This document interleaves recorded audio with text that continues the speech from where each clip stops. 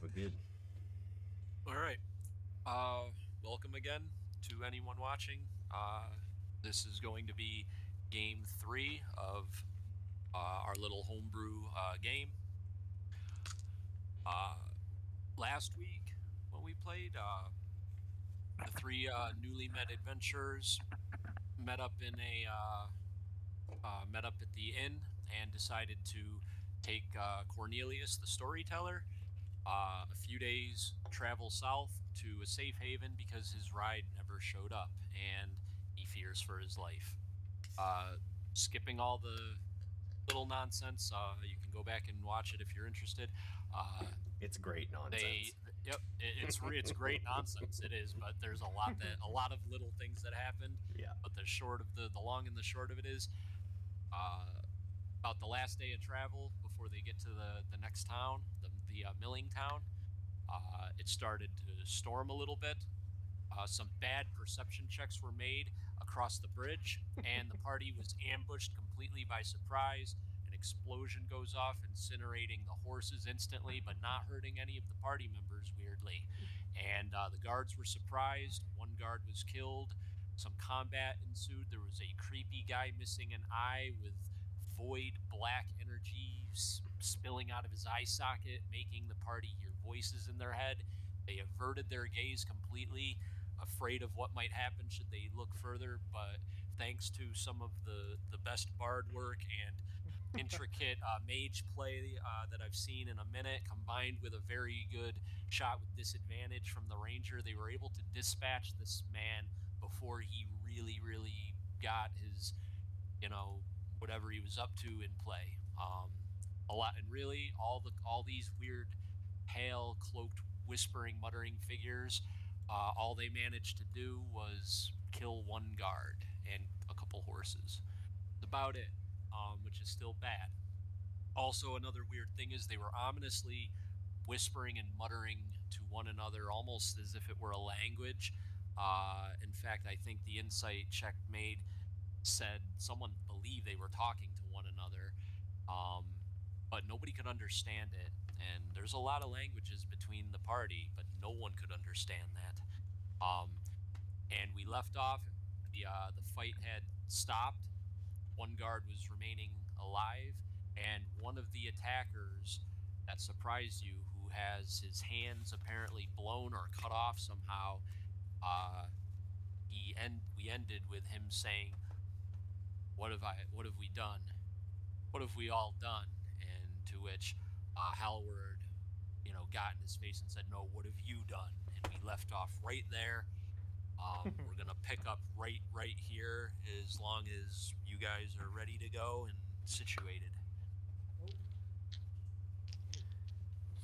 Food delivery. Oh my Oh, goodness. Oh my Oh man, gracious. Thanks, food man. delivery's great. Sounds great. Um, And now we're good. yeah, whenever it starts this down, I guess I'll start. Oh man, that's the best. It smells so good. It's Oh, like I'm some sort of hungry. like, it's like, ow, fuck, it's hot. It's like some sort of like, it looks like Italian enchiladas, but I I don't think was that's a gonna, real thing. looks like I was enchiladas gonna to me say too. from Yeah. my angle, it looked pasta almost ish, but not quite. I couldn't see. Oh, I see. Okay. Yeah. Give it a All minute. right. Sorry. Well, it'll get my, if I eat a bite, it'll get my voice ready. It'll burn my throat. Yeah. Method actor. Yeah, so I guess I'll reiterate. No, what have you done? And I'll kind of like grab him by his I'll grab him by his armless hands and like shake him. Okay. Make an intimidation check for sure, and with advantage. Absolutely. He's already pissing himself practically. That's 16 total. Oh man. All right. So yeah. So you shake him violently, and you grab him almost by the stumps. He's like He's like, no, really. I was, he looks at the scene. He goes, "I made a mistake. Clearly, these people are not good. I understand that now. I didn't I didn't mean it." I'll kind of grab him and like push him. Well, if you didn't mean it, look what you fucking did. And I was like, kind of like just stand aside to the carnage, kind of like, because I can relate in that sense where, like, you know, like, holy shit, like, from, you know, my past where, like, when I, like, wake up and I see shit like that, so I can kind of relate. So I'm trying to, like, implement that. I mean, he already has a sense. He already has that sense of, like, oh, I fucked up, but I want him to feel, like, worse about it. Oh yeah, he does. He goes. I didn't realize it was gonna be this. I did. I thought it was gonna be other bad people in the cart. I didn't know it was just adventures and some old storyteller. I didn't know that. I'm a fool. I was lied to. He's crying, like he's visibly weeping. Get it together. He goes, I didn't know we were gonna be killing guards. He goes, get it together. Who were you trying to kill? What were you told?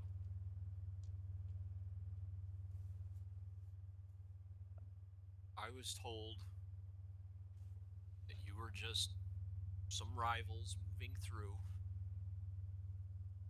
Had to be taken out, okay? Look, I'm clearly in league with bad people. But I'd never kill guards. I'd never just harm an innocent storyteller traveling on the road. I thought that this was... I'm okay with doing this to bad people who are in that game, but this is... I was lied to. I'm gonna hang for this. I'm gonna hang for this. And I didn't even mean to do it. And like, you can tell he's very distraught by this, and he's like not even meeting your eyes. He's like looking down, and you know, his ruined hands, and like, you know, there's, you know, a corpse of some pale sickle wielding dude that, you know, he was just alongside, believing they were about to, you know, gank some rival, and he's realizing, no, like, they were out to get this old guy. And you're not sure if he's lying offhand, but I mean, he's crying with what looks like real tears. And I mean, he's certainly not faking having no hands. So I mean, yeah. you know, I mean, there's no insight check needed here. If you think that there's higher deception going on, you can definitely feel free. But it's, I mean, you don't have to feel bad for him, certainly. But I'll just speak up. Yeah, go right ahead. I'll just speak up and say, what were you offered for this? Like, what were you offered? Was it money? Was it something else? Safety of my family. And what about the family of the deceased? How do you think they'll feel about? I didn't know I was gonna have to kill a guard. So it's just safety of your family. You weren't offered any gold, any monetary compensation. No. These men are everywhere. They threaten people. I can't even talk more. They'll know. I've said too much. I didn't mean to kill the guards. I was supposed to kill the two people up front, and I fucked that up too. They're probably gonna kill my family for that. I was supposed to kill the two people up front, and I missed. That fucking wand was supposed to kill me, probably. He points to it. There's like, you see, there's some like ruined object. It looks like almost like basically like a wand. You might not know what a wand actually is, but Brayna would most certainly understand what the hell a wand is. And you see it. There's what looks to be a very burnt up, ragged half of a wand, you know, and the rest of it's all blown apart. You're unsure about it, but I mean, you see what he's talking about. At least he goes, that thing was supposed to be safe. It was supposed to be safe. He goes, you remember him even muttering that in the very beginning when all the chaos. It was supposed to be safe. You remember that's the first fucking thing he said. But he looks. He goes, yeah. I was just gonna say I'm gonna hop down to the figure with the busted eye, creepy eye. Yeah, yeah. I'm gonna try not to look in his face. I'm not sure if this is still like active or if it's like since like You don't. dissipated. It seems to have been dissipating, but I mean, you haven't investigated him and looked into the socket. You don't know that that's safe, but all the signs of bad have stopped. I'm gonna try to avoid looking into his eye, but search his body like for anything that he may be carrying. Sure. Stick your fingers in his eye. Hey. Sure. Make an investigation check. Yeah. 8. Let the intrusive thoughts in. 8. Yeah. You give him like the pat down.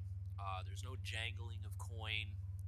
He has I think it was a dagger that he had. Yes, it was a dagger.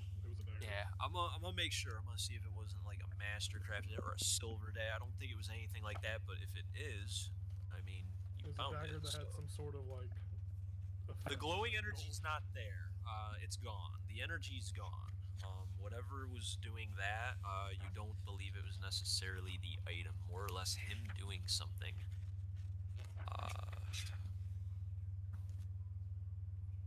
I'm looking right now.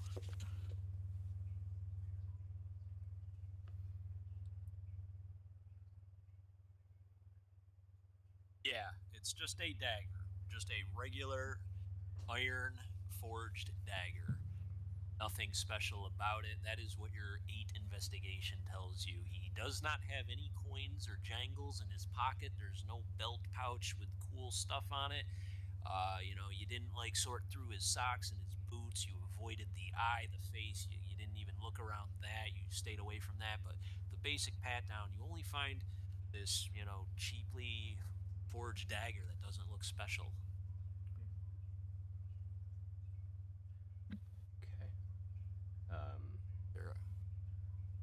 I'm gonna turn towards the Stumpy. Sure. And I'll just say to him, I say, I don't know if honorable is the right word, but I understand and I somewhat respect you fighting to protect your family, but I highly suggest getting more information in the future, and I'm not in charge of delivering your sentence for what happened. I mean, you're not gonna get away with this, but I will hang. I will hang, and I will be done with the service. I accept that fate. Well, I hope before you hang, you're given a chance to go before the family of the deceased and apologize for your part in this, because you're the only one left. That's the least you could do. I will make whatever amends I must and whatever amends I can. He's panicking. At this point, you hear some hooves galloping from the way that you were approaching. So, like in the direction that you were going, more from the southern direction, heading towards the bridge, you hear some galloping, and you all look to see what looks like a militiaman in leather armor. He's got a sword at his belt. He's in like regular local militia attire, and he's looking up at the bridge, and he's like, what the shit is going on here? And then he sees the chaos, and he goes from like angry, authoritative mode to like holy crap, like surprise, and he's like, oh God, what happened here? And the other guard who is attending to the dead guard, he immediately stands, he processes the situation. He goes, there was an attack, magical by nature, I believe. We lost Jack. And he says, new recruit? No. Oh my God. And he looks at like you three standing there. He goes, "Oh, what happened?"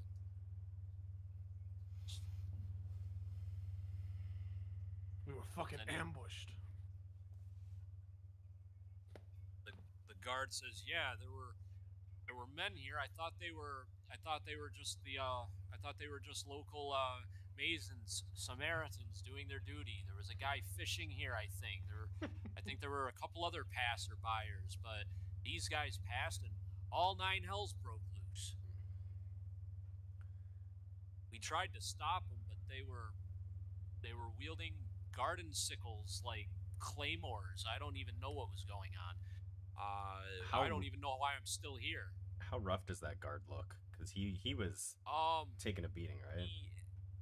He's got a cut across his face that looks like it needs some stitches. It looks like he took a little bit of slashing damage to his face, and he's gonna have a scar there for the rest of his life. But other than that, he's not bleeding out. It looks like he has at least half his hit points. Oh, okay. Okay. Yeah, no, basically he took 5 points of slashing damage, and then everyone else didn't clear like an 11 versus AC, so he didn't even take another hit.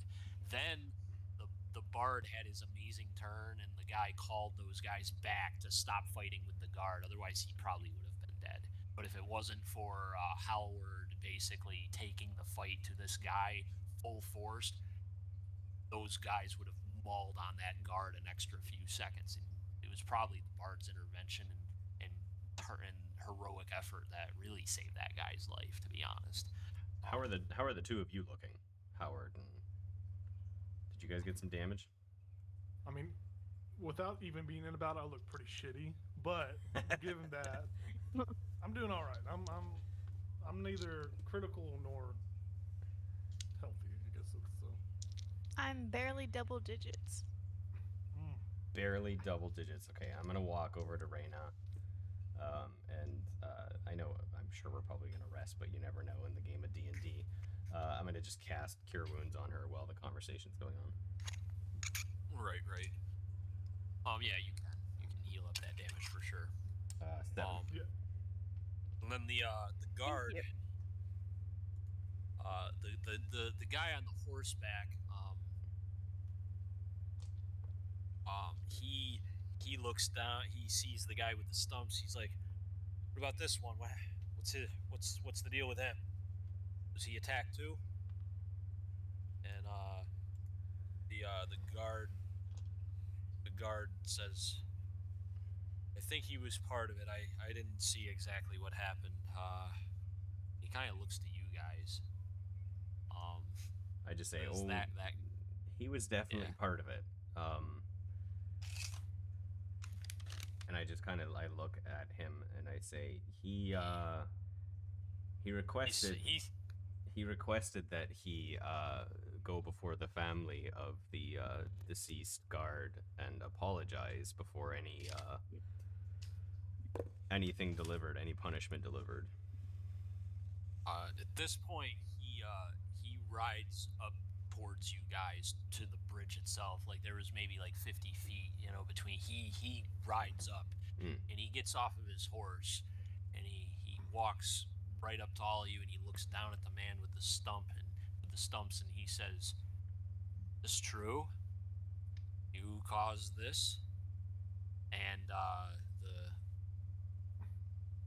the man looks up and he says, he's not very old, by the way. He's still got his cloak on, which is spattered with blood from his hands, and he's a human. He's probably between 20 and 25. He's got just very not very distinguishable features. He looks like any commoner with short hair and average build. He could be anyone's son. And he looks up and he goes, "I didn't orchestrate this, but I started it. I caused the explosion that killed the horses and set these folk up for getting shit on." And he says, I didn't know that I thought that they were bad people. I thought they were criminals. I thought we were criminals engaging with criminals. I didn't know it was this, and I didn't know guards were going to die, and I didn't raise arms against any of the guards. But I took part in what happened. I'm partially responsible. And he tells the other guard, he says, you ride back to the fort, get the manacles. And then he sees the guy's stumps, and he goes, actually, no, that's not necessary. And he goes back to his horse, and then there's a saddlebag, and he gets the rope, and he goes, we're gonna tie you up, and we're gonna take you back to the fort, and we're gonna present you as best we can, and then you're going to Elder Ridge, where your fate is gonna be decided. And he goes, this is outside of my hands. You caused an explosion on a civilian bridge in the King's territory. This is terrorism, you realize. And he says he is fully aware of what it is. And it's not a good setting. The storyteller at this point is like, not to be unsympathetic to the emotions, but are we foot walking from here, or a wagon? What's the situation? I mean, the horses are dead. That's obvious. So, yes, we're gonna walk the rest of the way. I'm gonna go pick. As I'm saying this, I'm like picking up all my daggers. Yeah. Put them back in the sheets on my body. The storyteller says, "Yes, I suppose." And the guy, the guard who appears to be in charge,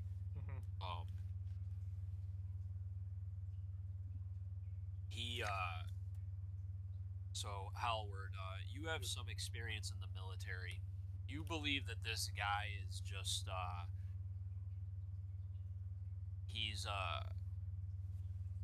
he's just probably a low-ranking officer for the local militia that are in charge, that probably, like, you know, a watch captain, you know, a local militia watch captain. Basically, they're in charge of a watch point, a little watchtower with a small, you know, encampment, or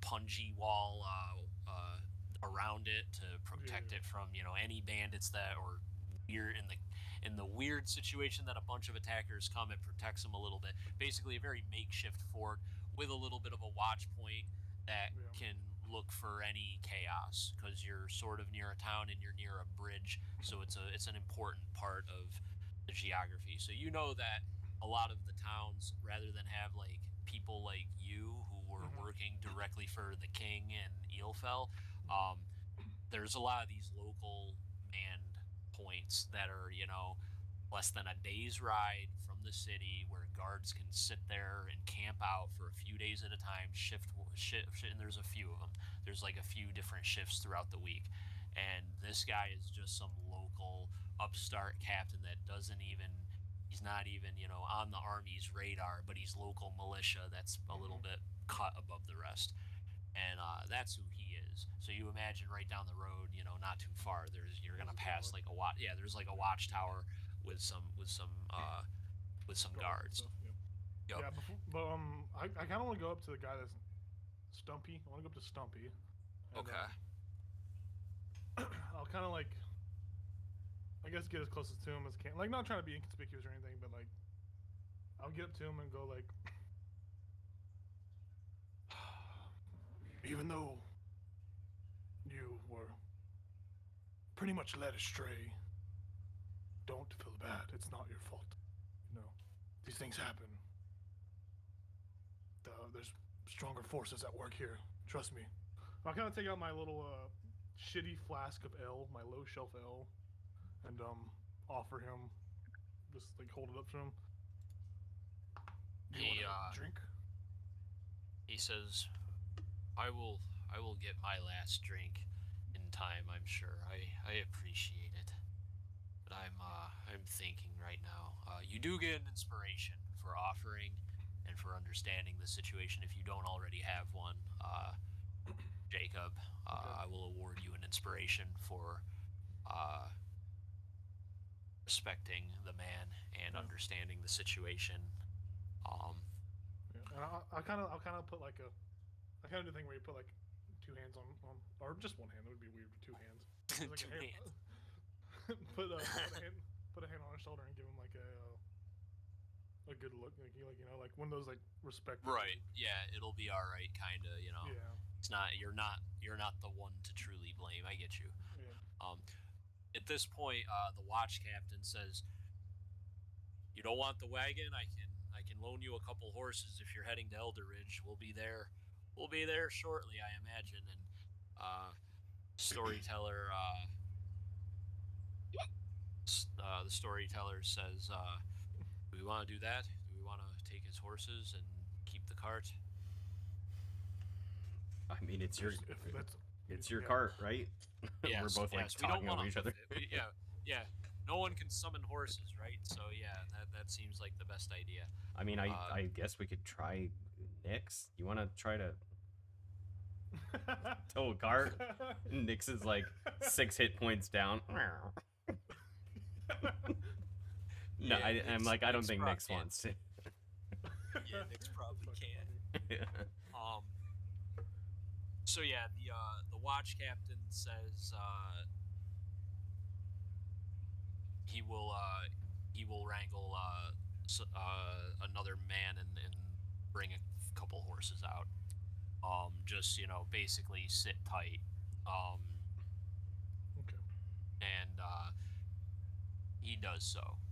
Now nothing happens on this way. You don't get ambushed, but I imagine when these guards ride away and are gone for the 15 minutes ish, they're gone to bring him to wherever it is they're bringing him, and then bring the horses back. You guys are just waiting by this bridge, and like it's a little bit of paranoia, Yeah, well, after what just happened. While we're waiting, I'll have gone up to Howard and looked up at him. Fuck you. And I'm tiny. I'll just say, yeah, I'll just say. I mean, you basically told him it wasn't his fault when it was his fault. I don't follow. I don't understand the logic there.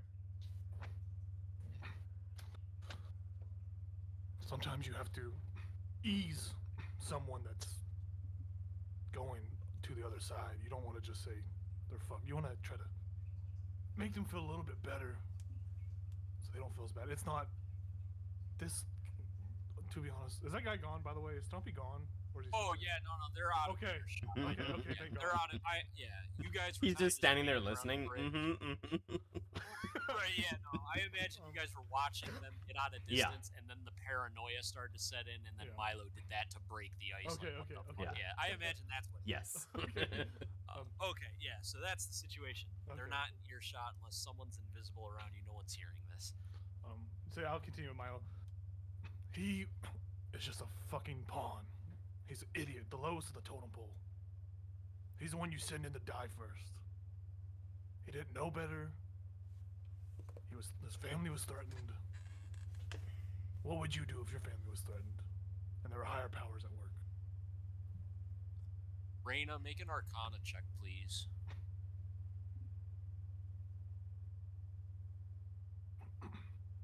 I'm tempted to give it advantage, but I'm not going to. 12.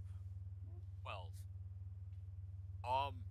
So when Howard says he was set up to die, I forget what line you actually said. You said he's the lowest of the totem pole. Yeah, he was a pawn. He was a pawn. He was set up to die. I'm gonna say a 12. Given the fact that you're an arcane architect and you make things, you think he just hit a nail on the head.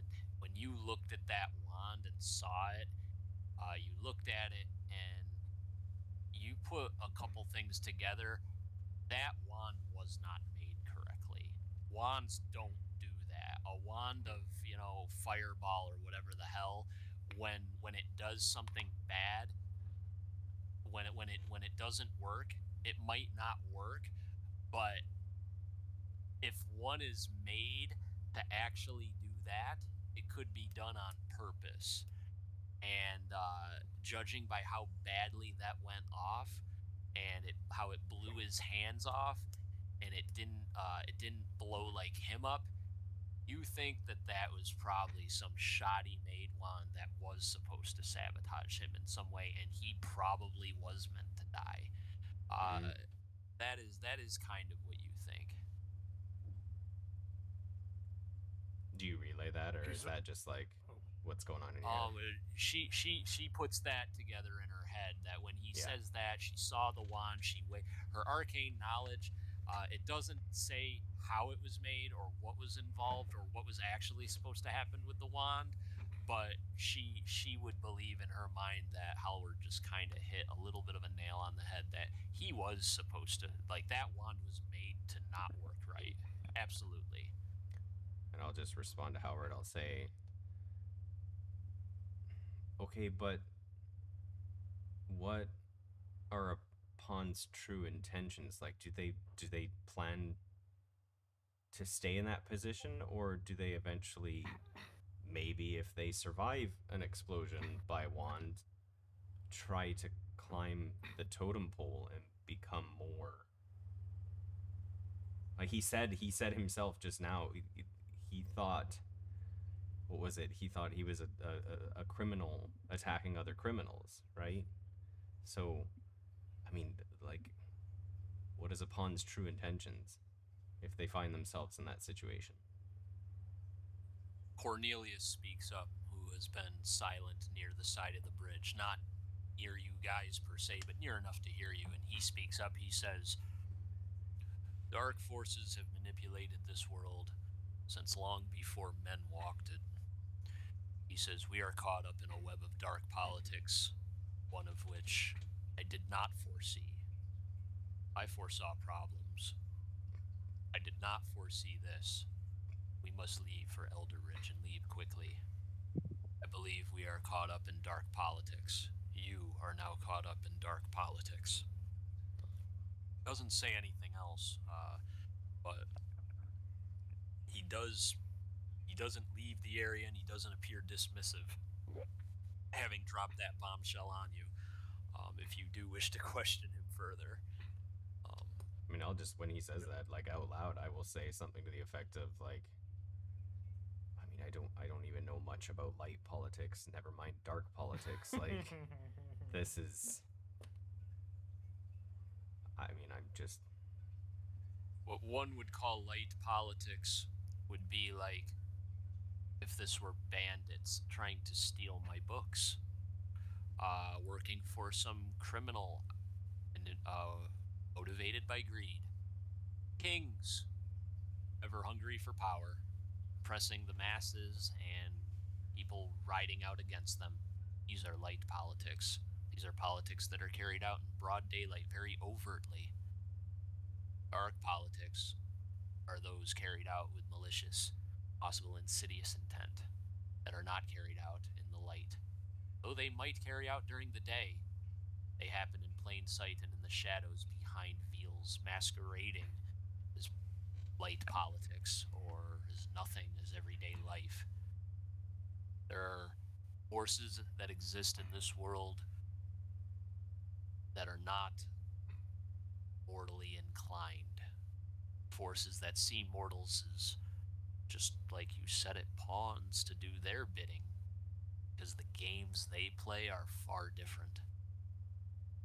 The only question is who is after me, and who tried to kill you just now? That muttering was a language they were speaking. I don't know which one. Don't have the spell nearby to comprehend it, so I had no way of knowing. They were speaking some language that was forgotten. It had hints of something to it. It's my belief that these men are just cultists. They're the lowest fodder to some dark force, doing its bidding. Simple hitmen. Just as bridgemen and highwaymen and thugs work for some enforcer, who works for some gangster lord, just as the soldier works for some captain, works for the corporal, works for the king. Cultists work for someone who works for someone who works for some priest who worships some dark, macabre force, or some evil fae, or some necromancer. Who knows? At this point, you hear some galloping in the distance. You got a little bit of time left to talk before ears make it back. So any other banterings or questions from anybody? I would kind of look back at Milo and say, a pawn's true intention is to be used and forgotten. Don't ever forget that. Next time, they're not going to send amateurs. They're going to send a professional. So be on your toes when the moment comes. And I want to walk over to that fucker with the eye patch. I want to look straight in his... I'm just going to look at his head. I don't care if there's an effect or anything. I'm just going to look at his head. Okay. So you look... Yeah, you look and it's just a normal empty eye socket. His features are pale. His skin is fairly pale, but other than being cut up from all the blades and the wounds that you afflicted upon him, it looks normal. There's no blackness oozing out of it. Maybe the skin is a little bit more withered in that area, but that's about it. And what else were you gonna do? I just want to walk up to him. Well, I want to do him first, but I'm gonna walk up to the rest of them. After the storyteller says something about a necromancer, how would we know what a necromancer was, right? He would know that terminology, or is that something? I mean, I'll tell you what. Make an Arcana check. No disadvantage, no advantage. Let's see if you even know what that term means. Howard does not know what that term means because he rolled a 2. Okay, necromancer. That sounds like some science magic stuff that you're a little. You know about your bardic stuff. You know about song magic. I don't know what that is. Yeah, you don't know about necromancy. Okay. That would probably wouldn't affect my initial action on this guy, but it would affect the. Oh no. Well, I'm not. If you want to go back and recant your action, absolutely. No, because I literally all I was gonna do out of an anger's perspective, I was just gonna walk over to that motherfucker in the face and just stab him in the head with a dagger. That's fair. And then drag it down. That's fair. Yeah, you can do that. To wipe my blade off and kind of join the group again. Just because, just in the sense of that overwhelming, like feeling that guilt again, and just that anger that this person brought forth that hasn't been brought forth in a while. Howard's only internal reaction at this point would just try to mutilate him further. That's fair. Given the anger of the situation. At this point, you see there's the watch captain, the guy that was there to begin with, and some new guard are riding there, and they show up, and they start taking care of like the bodies and all that. And the watch captain says, "If you're going to Elder Ridge, you can borrow these 2 horses." The 2 horses that the other guards are riding, he's talking about those 2. He goes, "We're gonna take it back slow. We're gonna pile the dead on the horse and take it back, and we're just gonna truck it back. The bridge can stay put for now, and then we'll reman it, and then we're probably gonna triple man it for the next like several weeks. Thank you all for doing what you did, killing these foul men. We apologize that we didn't protect the bridge better." I'll actually, Oh, sorry. Go ahead. No, he just says we normally don't have trouble like this on this bridge. This is the first time it's happened like this that I can remember. Um, Explosion on the bridge due to magic and waylaying like this. That's it's new to me. That wasn't in the job description, but it is my responsibility, and I will see punishment for this as well. Uh, Thank you for your interference. If you're heading to Elderidge, maybe I'll see you there. If not, thank you for keeping the old man safe where we failed. And he goes, yeah, you two just, yeah, put the dead over there. I'll take. Let's get the horses hitched. These folk are trying to be on their way. And with that, they move the dead off the bridge, and they try to get they start getting the horses situated in your wagon. Yeah, before he leaves, while he's still Yeah. there, is Cornelius is standing there with us, right? Like, do we get the impression yeah. that they know who Cornelius is? No, not really. They understand that he's a storyteller. They understand that he's an old traveling storyteller. He gives off those vibes. He's got the walking cane that a lot of them walk with the iconic imagery carved into it. Like he has the signatures of a storyteller. So they don't know him by name, but they understand that he's just a wandering dude full of like knowledge and story, and you guys were his guard. Like they get that much. Okay, so I mean, Milo doesn't really understand like social cues and how things work, and Correct. he was trying. He was given a lesson on secrets, but still doesn't quite understand it. So he'll actually just turn to Cornelius and say, "Cornelius, you're saying something about like dark politics. Is that something you should relay to the gentleman on the horse, or is that?" He goes, yes. He approaches the watchman. He goes, you will want to be careful on your travels. These men were whispering strange things. It gave off cultist vibes, dark politics, I'd say. And the guy nods and he goes, I hope it's not another cult. If we've got one blowing up bridges and attacking people in the streets, I heard rumors of some nonsense at an inn. They're dark times indeed. We will keep a vigilant watch. We will burn fires at night. Thank you for that. And the horses get hitched and they move your wagon out, so you're kind of free to go now. I guess we'll start helping pack up whatever came, just helping people back into the wagon, helping Cornelius up there, and then I kind of want to talk to Reyna for a second. And Absolutely.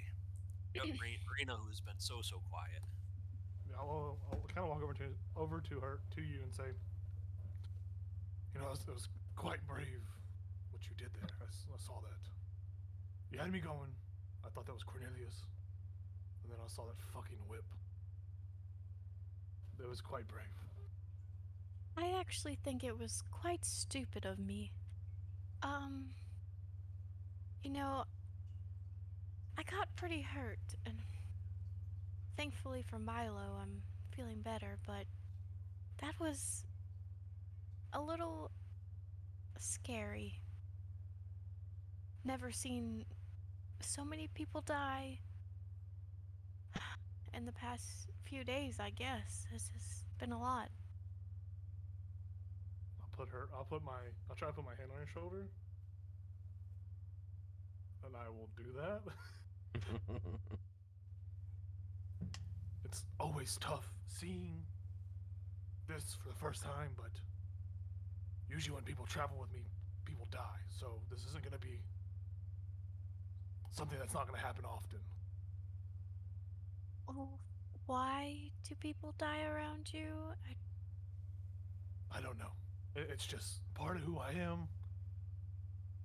I'm just trying to scare you. I just want to tell you that I'm proud of what you did.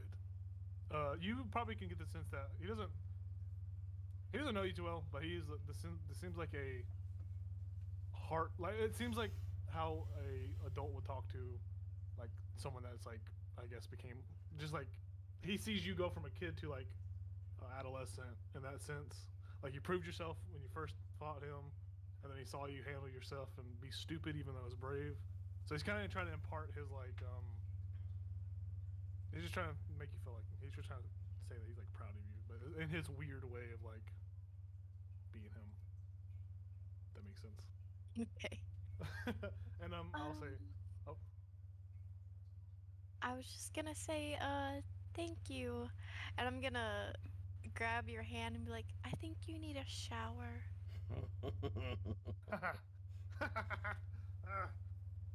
Are you guys yeah, close to I the fucking cart? stink. Yeah, yeah. Well, I- I'm next to. I would imagine we're to the cart. I will have hopped up onto the cart, but like if you're not like trying to hide the conversation and I hear Oh it, no, I'm not. I wasn't okay. trying to be secretive or anything. No. I would have like poked my head out at the end of that. I've been like, so I've never seen anyone die before because I've never really seen anyone. Actually, I did see people die, and in the tavern, and this is all fucked up. And you may hear me scream in the middle of the night. I don't know. This is weird. Carry on. And I just pop my head back.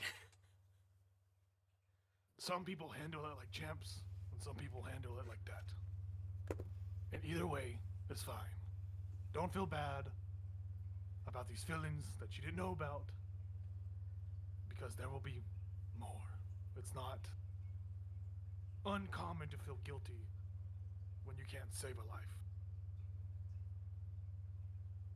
I'll be back in 2 minutes, guys. You can continue your role play for at least a couple more minutes for sure. Sure. Be right back. Yeah.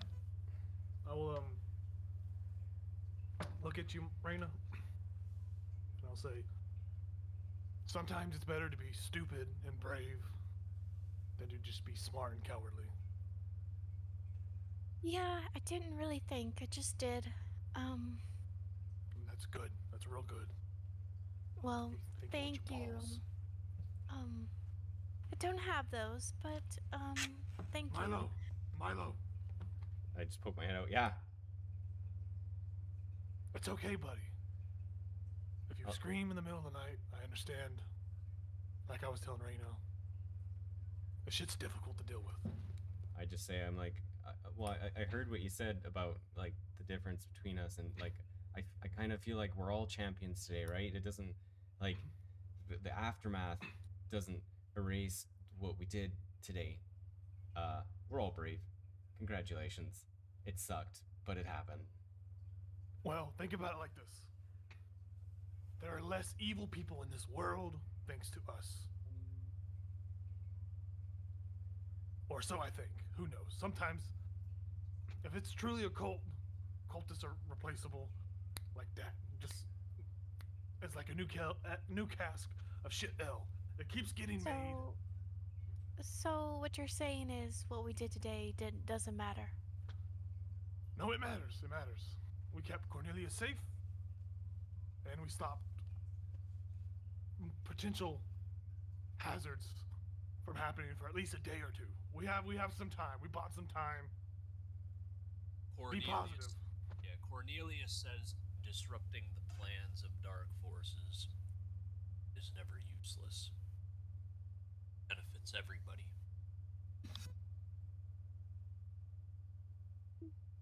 Well said. I just say it's but I'm assuming it's gonna be pretty interesting for us from now on, right? For lack of a better word, I don't know that interesting is the right way to put it, but exciting? No, that's not right. Eventful. I would be careful, storyteller says. Cornelius looks at you all. He says, you don't need to live in isolation, but we don't know who saw. We don't know who was watching. And we don't know if those men who died at the bridge are the only ones who know about you, me, this journey. So it's tough to say what will happen. I hear Cornelia say, we don't know who is watching, and then like I start snapping and I start pointing. I'm like, I bet you someone was looking through that fucking eye. I bet you. someone was looking through that goddamn eye. And then the paranoia really sets in I'll for say, myself. well, I hope he got a good fucking look at what I can do. Oh, I'm gonna have nightmares. You want some L? I offer my shitty low shelf L, the flask. Just a No. big old, I'd rather throw up. big old, To each their own. big old yes from me. I'll glug glug glug. Oh. No, no, I don't want your spittle. Please no. Okay. Let's go. Let's get out. Let's get safer places. Right. Safer. I guess I'll walk up and get ready to drive the carriage, the wagon. Hand up the reins. I will stay in the back with Nyx, and as I'm like petting him, realize that she has a wound, and I'm going to also cure my cat. Nice. And I 'Cause- guess I'll sit up front with Howard. Because they're bleeding a little bit. Well, Hal, I don't want to drive, so go ahead. Whoosh. I don't know why, but I like making that noise. Whoosh. That's great noise. So yeah, the cart moves at a normal pace. You have two somewhat fresh horses. They're not as big. They're not as big as the other horses that were more sturdy and bulky for pulling. Not full-fledged Clydesdale horses, but they were just bigger horses for pulling the wagon. These are more, not that big, but they're still capable. You're moving at a fine speed, and it's peaceful. Not farmland so much, but it's still similar terrain. The terrain is arcing downward a little bit. There's more rocks. There's more pine trees and things of that nature. The landscape is less and less for farming in these parts, but it's nonetheless still beautiful in its own geological way. That's about the biggest difference. You're not like seeing all the wheat fields and cornfields and flatlands. You're in terrain that's moving downwards and more ridgy or hilly.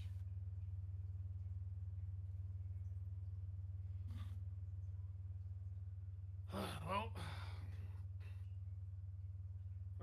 peaceful ride, peaceful ride.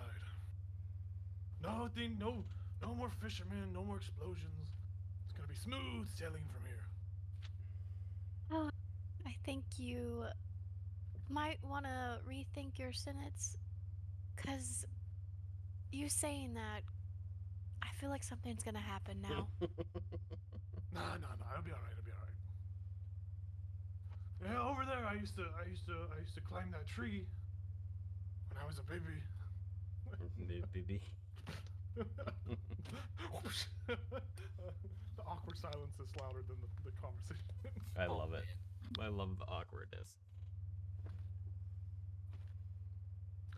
I just poke my head out. I'm like, wait, you were a baby at one point? I'll kind of look at you and like turn around slowly.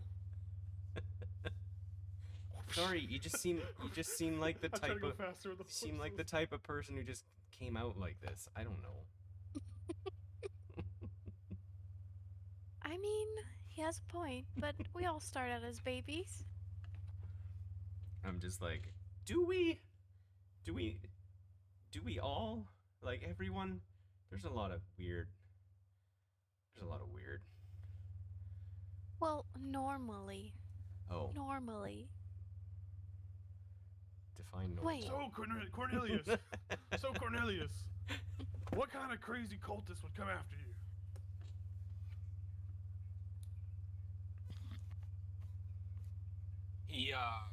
He's been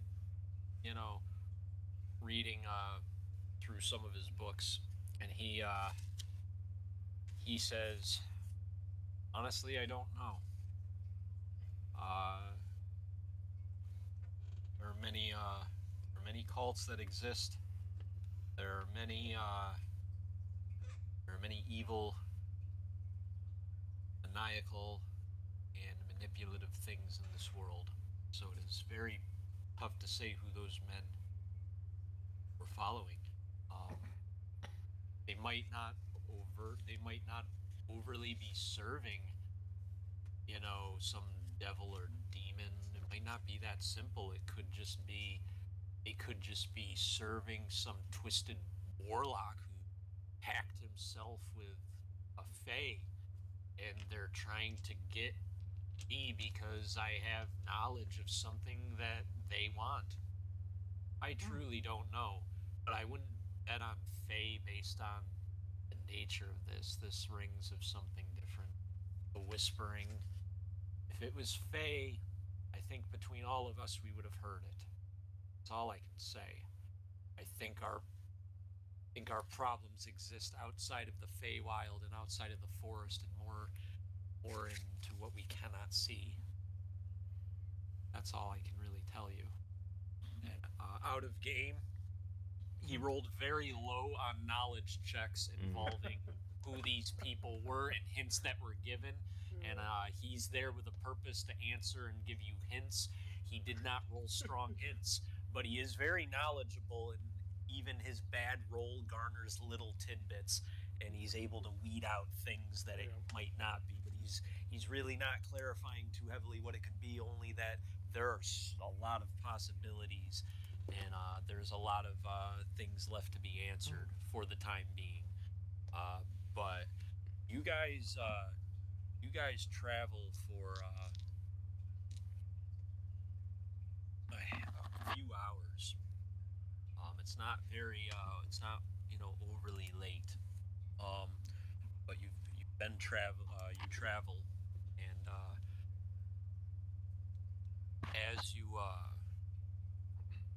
as you finally reach your destination, um, I'll show you what the terrain actually looks like. I have a new map to introduce. Um, the town. I found a map, and I realized, it's a milling town, but the name of the town is actually called Elder Ridge. It serves as a town that is famous. Fuck my voice. Hang on. Wow, I don't even know what just happened. The town is known for its massive windmill and its ability to just churn grains and produce that, on a large level. Get grain churned out and process oats and barleys, and a lot of wheat and things like that nature get sent here for milling processing. Um, and that's what the town is essentially really noted for. So I'm gonna put this new map in the map section, and Craig, if you want to, you can make this picture what becomes visible for people watching, so that they can at least see, and you guys will now have.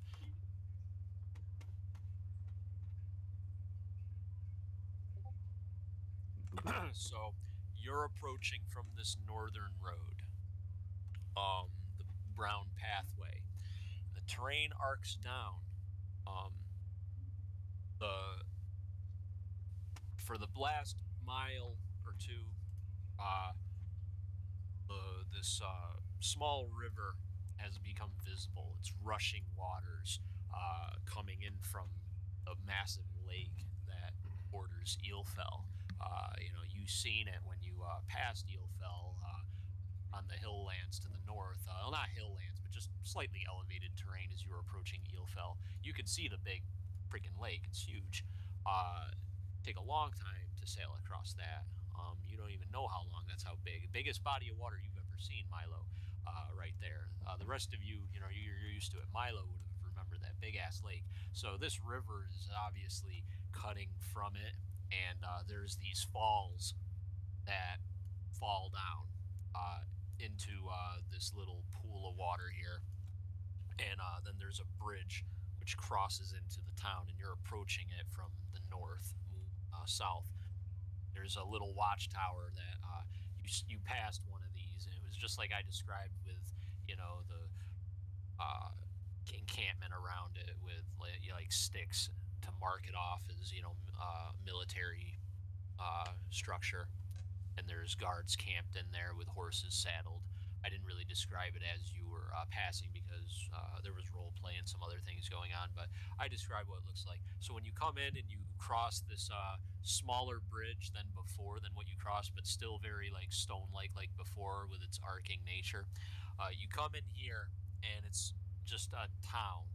It's just you see collections of houses. It's just this little probably hundreds and hundreds of people live here, possibly more, possibly up to 12 or 1500 based on who lives where. But the first thing y'all really see, other than these falls and the watchtower, as you cross and get beyond these trees, is the massive windmill. It is the biggest windmill any of you have seen. It goes some 150 feet up into the air, rising above even the falls, built on elevated terrain. It's massive. It is a pinnacle of windmill architecture.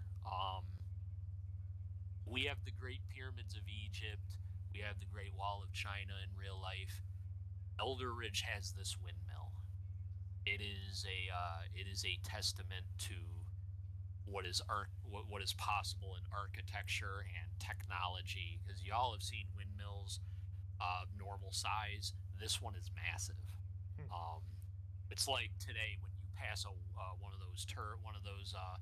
of those windmills that exist now with the turbines, and how big those things are and how they look. They're not really pinnacles of like our architecture with how intricate they are, but they're massive, and like it makes you feel small being next to it, and knowing that there's people that have to go up there and clean and work on it and like harness themselves and suspend themselves to work on that thing. We pass that in real life as humans, and that's kind of how you would feel looking at this thing. Even though it's not electric, it is a structure of mechanism, and it's a structure of great size in terms of what is going on now in the world, at least in this little nook that you live in.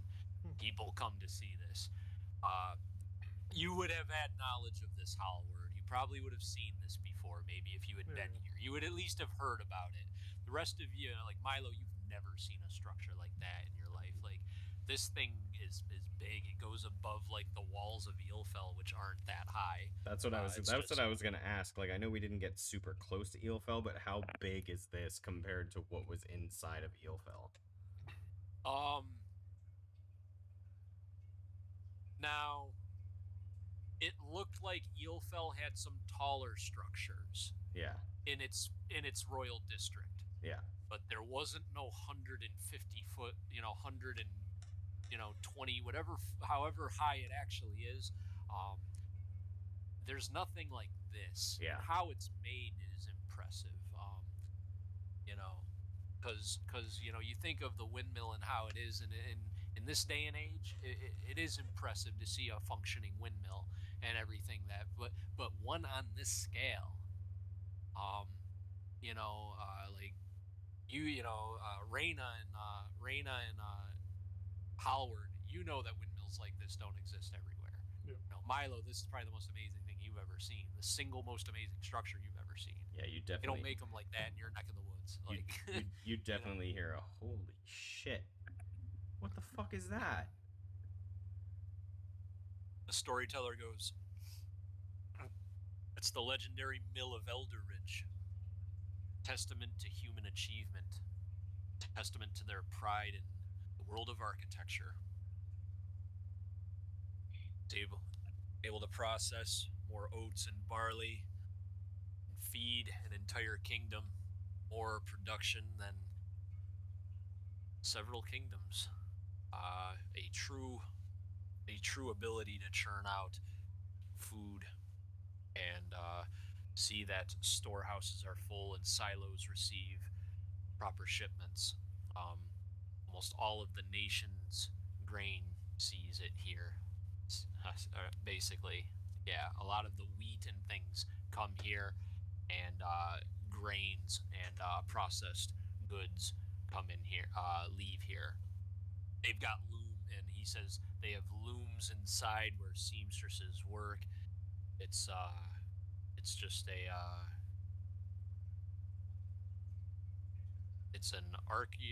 it's an industrial wonder. That's what Cornelius describes it as. There's few people that can use proper wordings to describe it other than the common, it's so great, it's marvelous, and he's trying to be very proper about it, like it's a wonder of the world, Right. and it deserves its respect, is what you're gathering. Yeah, Milo is definitely gawking, and then like Nyx pops their head out, and you can actually see Nyx's mouth open a little bit, like. Yeah, I remember my first time seeing the mill. Yeah, the pines over here go up, and the terrain you were at, and the ridge with the falls and everything, you couldn't really see it with how it is. But now, like, that all that terrain's out of the way and it's open, and there's no terrain interfering you as you're about to cross this, as you're getting closer to the bridge and the watchtower. Now you can actually see it. Like, that's why it's not like peeking out over, breaking the complete horizon.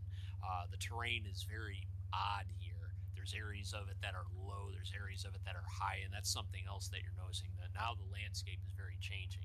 You look at the map and you can see breaks in the earth, ridges and elevations in terrain, even inside this town, which, by the way, you would expect a mill like that to be built on a very large town, and Elder Ridge is not. Um, this isn't thousands and thousands of people living in this terrain. It's not. Like I said, it's probably hundreds and hundreds, maybe, like, 1,500, depending on the houses.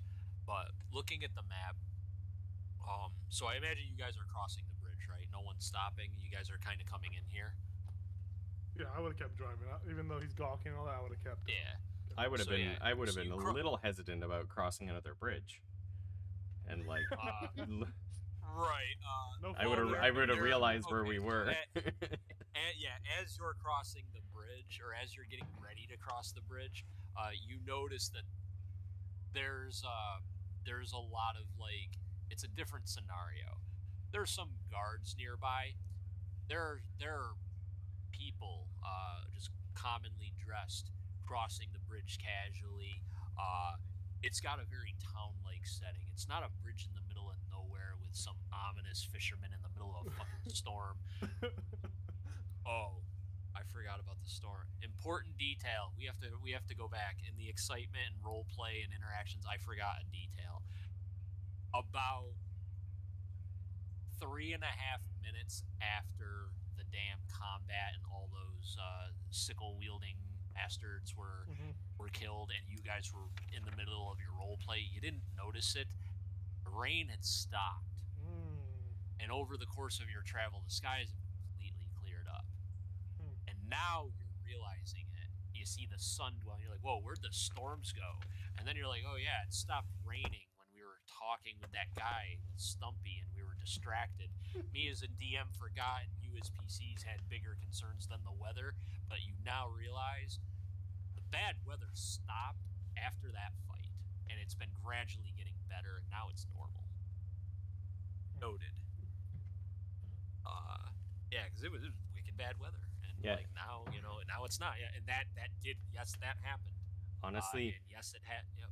this new setting versus like the setting on the other bridge would not make a fucking Right. difference to Milo. He'd be like, That's fair. I kind of don't trust people right now.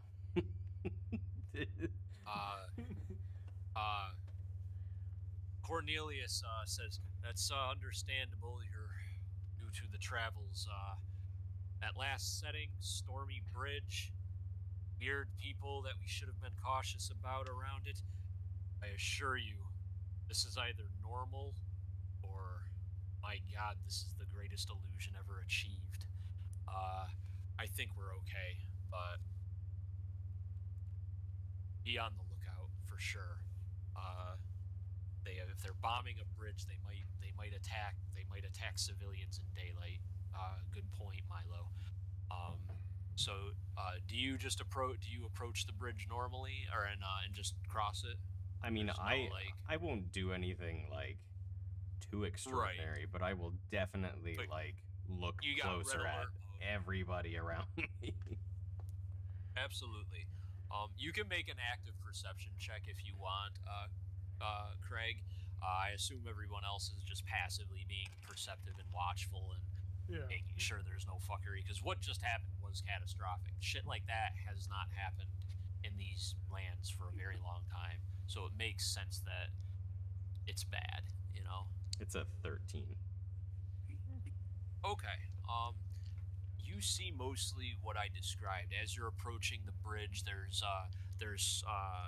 children getting out of the way. You see what looks to be like families that have finished crossing on the other side, moving towards some of the buildings. Um, you see there's a building right on the other side of the bridge on the map there. It looks like that's a stables, and they've got a blacksmith shop out there, and people are working. That is what your perception check detects as you're getting ready to cross this bridge. You see on the other side, that building right there looks like it's a functioning stables and blacksmith shops where people are working. Maybe you've never seen a blacksmith shop, but you see the forge apparatus with people working on the anvils, and you see what looks like fire from within the glow and them pulling metal out. You see the process. You may have never seen it before, but you're seeing it now. Yeah. This looks like a human town. I think Milo. The reins to Reno. Sorry.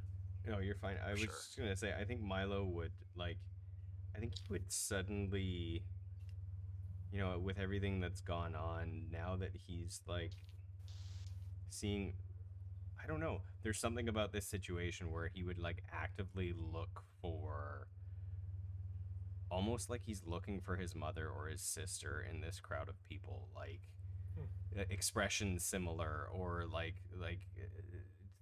just faces that he trusts, faces that he knows he can trust, okay. type of thing.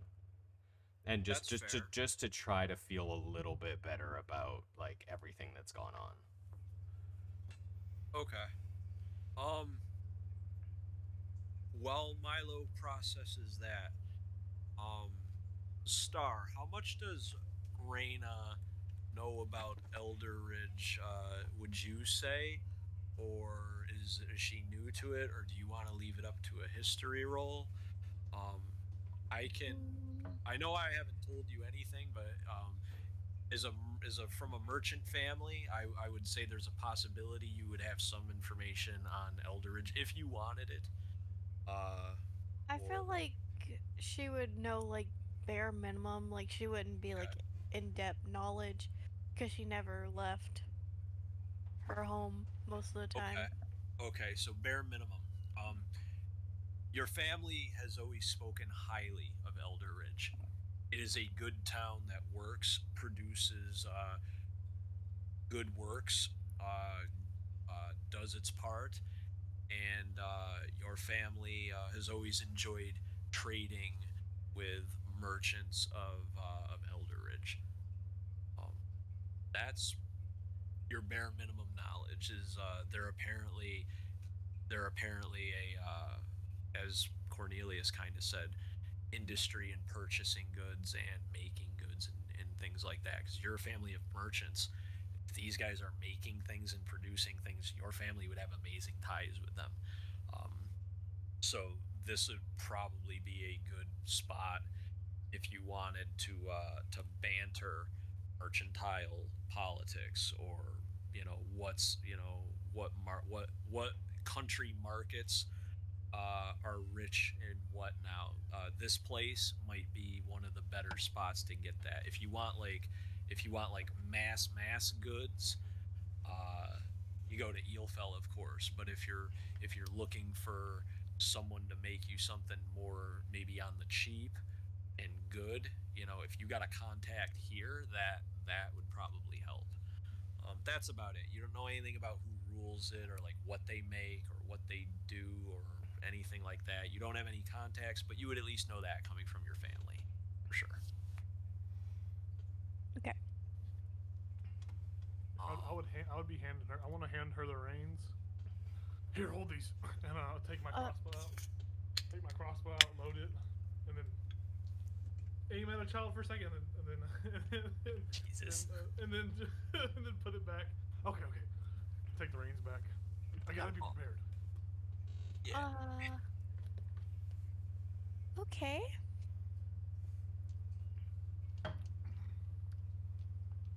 So as you guys cross the bridge, yeah, Hal, you've been here before? Yeah. I would have been here. Yeah, I would have been here before. Okay, so it looks mostly like normal. You come in here, and a lot of the terrain right on here, some of it is able to be farmed. Not all of it. Not all of it has farms on it. Some of it is flat enough where farmers have gotten crops of. You see it in the distance. There's fields marked off. On the icon, you can see like little crop patches and things like that. But as like the first buildings that you approach, there's townhouses that are built in collections as you first come in. The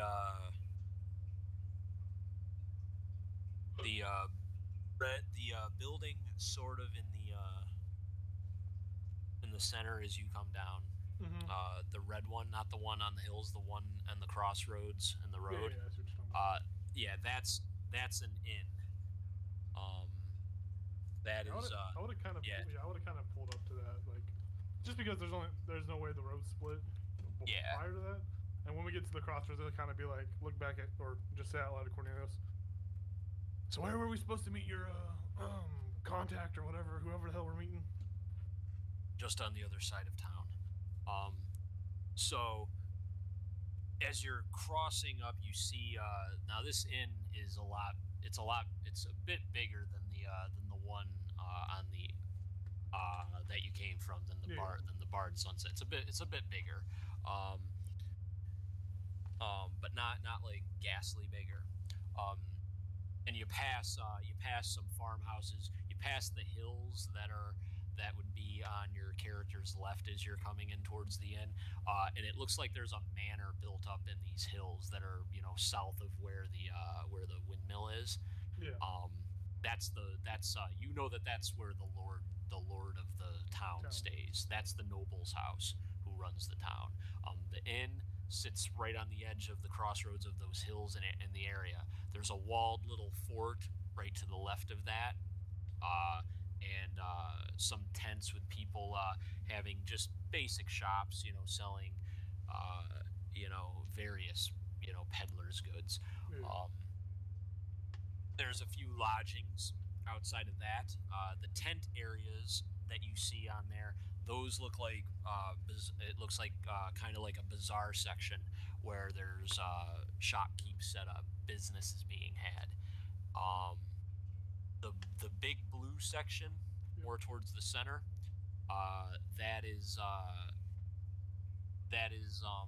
sort of like the town square. That is a hubbub of buildings, not really like full commoner houses, but there's some houses in there, but it looks more of like where different places of establishment are in the town.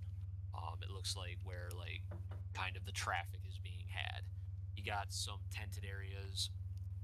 Below that is you would know that's where the town officials meet. It's like the government. It's like the buildings of government. Then everything else looks like a lot of townhouses, fields, different lodgings for different things.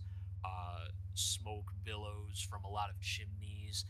A lot of these buildings are just built of wood, not a lot of like hardened stone working out here. A lot of this looks like it was built by uh, woodsmen and carpenters and things like that.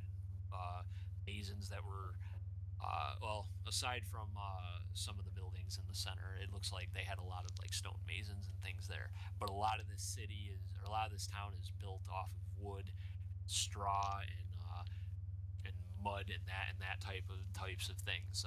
Not a lot of mud, but there's areas where like it's being used, like especially in like where the ranches are and things like Mhm. that.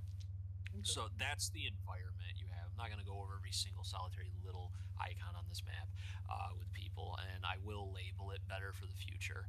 I should have done that. I just didn't want a shit ton of text littering this whole place. Yeah, I just no, wanted you guys no, to it's see perfect. a bird's eye view. Perfect the way it is, for Okay. sure. Yeah. All right, so Yeah. that's what you see coming in through here, and you're cutting through the path, and you go past the inn, and you see it's called the Golden Pheasant. You see on the front there's this like big ass ornament. It's not real gold; it's clearly been painted gold. Yeah. But and you see with the flakes and everything where there's like copper underneath and all that shit. And but there's this big ornament of a pheasant in flight on the uh, on the front of the building where people walk in and shit like that. And it's good architecture on that inn. You know, it's a triple storied inn. It's bigger than the other inn, but not swag bigger. It's got a little bit of oomph to it. Got a third layer to it. And that's what you see coming in as you're going south.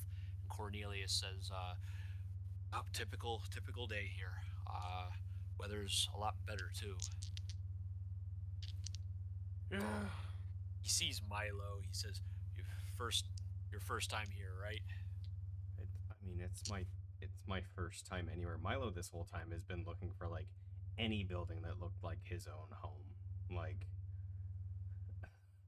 just something You saw familiar. you see that there's halflings here. Your perception check as you're now deeper into this town, there are halflings here. Okay. And that at least reminds you of home, because you see your own kin.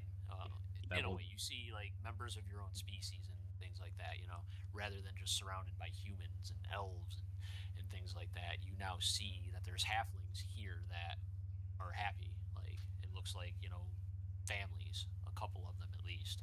Yeah, that'll start to put him at ease, but he's still gonna like pull out his smoking pipe. And you guys notice Right. you guys notice this when he goes to smoke it, he doesn't light it at all. He doesn't use any fire to light it or anything. It just burns on its own. Like straight out of his pocket, it burns. Hmm. Yeah.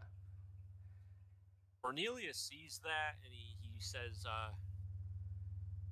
"You haven't traveled this world. Is that a family heirloom?"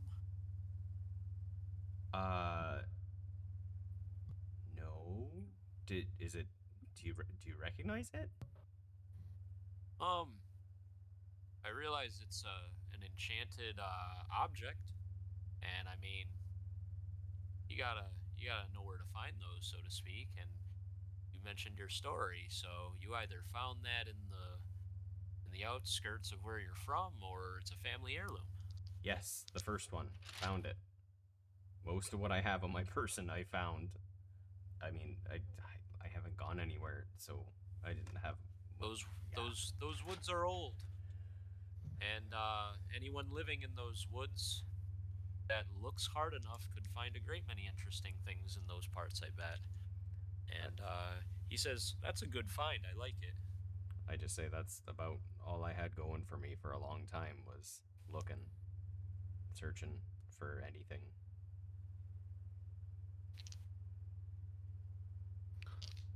Well, well, do we need to check in at this inn, or do we just want to? No offense, Cornelius, but He says, no. The less that see us, the better. Okay, Actually, okay.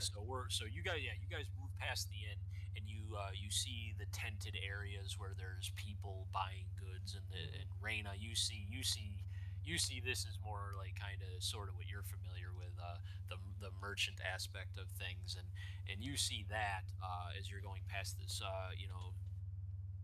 sort of cream color tinted area on the map, um, and it's kind of how it is. It's they've got lots of these big, it's not just one gigantic tent. That would be a huge freaking tent to set up on a nightmare. But they have multiple of these good sized tents staked up and properly set up so that merchants can go under there and not have to leave if a small rain starts happening. Parchments won't get destroyed, resources won't get destroyed if a light rain or even a decent rain pours. It would take some bullshit. Um, so that's what they got going on. And then you just go down the road, and it's just more of that. You see a lot of lodgings, and then you go past these farms and these very like big longhouse type buildings. You're not sure what's up with that. If it's just different farmers and and all their families, or if it's like one big ass extended family, or what's going on. But that's what it looks like. A lot of farms and fields and crops and that type of thing. Some tinkers outside working, some cobblesmiths and toy makers and things like that. Then there's another watchtower here, and then a clearing, and it looks like the terrain kind of opens up into the outskirts of the town. It takes a few minutes to get through all this, but you get through it, and as you get to the outskirts, you see a figure that does not fit the scene. Um, there is a man riding in a barded steed. The steed it's a black steed. He's in armor, plate armor, not full plate, but like he's got plate on there. He's got a cloak that flows, bearing some sigil on it. You can't see from here with the way it's flapping. And then Cornelius goes, "All right, that's my escort. Good." And he immediately gets off of the cart and tells you guys you can slow it down from here as you're getting out of the outskirts past where the trees are on the map. He's on the road. Um, this being is slowing down now, but he was at full gallop as he was approaching.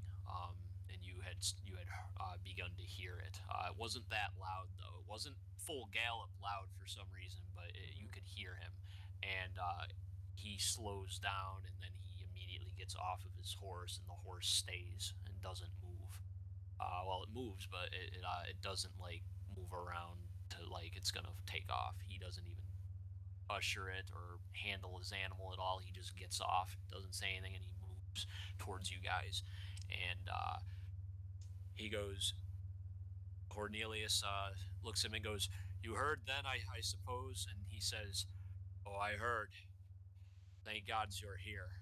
And he looks at you all, and he is a man who is probably between 40 and 50 in age. He takes off his helm, and he's got sort of brownish dark hair that goes down to his shoulders. It's not like super flowing long or anything like that, but it's not like short cut. It's not military cut or anything like that. He bears a couple of insignias on his breastplate, and similar color patterns on his cloak as well. And he's got a couple swords at the hip, and he's got a shield slung across his back under the cloak. And he looks very, very out of place in this town. Absolutely. Like if he had rode up further, he would have garnered a lot of attention. But you're on the outskirts. People are going about it. For some reason, no one looked that way to see this figure in glinting plate, ride up. on, on a scale of 1 to 10, how fucking cool does he look to Milo? Oh, this is the most Howard This is the murder. most. This is the most. This is the most paladin-y, knightly being you've ever seen. Nice. Any story you might have read about knights in shining armor beheading dragons, that's this guy minus the two-handed anime sword. Um, realistically, you don't foresee him beheading a dragon with a single swing, but this is, in any regard, this would be a figure of like knightly being, not I love it. Reyna. You can make a history check with advantage, and Howard, you can make a history check. Period. Okay. Reyna's a noble. I'm giving her advantage. Can I forego the check to heal myself? Can I? Because seeing this guy, obviously he looks like a hardened warrior. Howard's still in a little bit of rough shape. Can I like forego that just to heal myself? I mean, you can heal yourself and do it. Okay. Because this is more of a passive role I'm allowing because of your backstories. This role is a reward. Milo doesn't get one because his backstory, he would have no way of even garnering this role. How does Milo make a swoon check? It would be like Just kind of like one of those. Be more of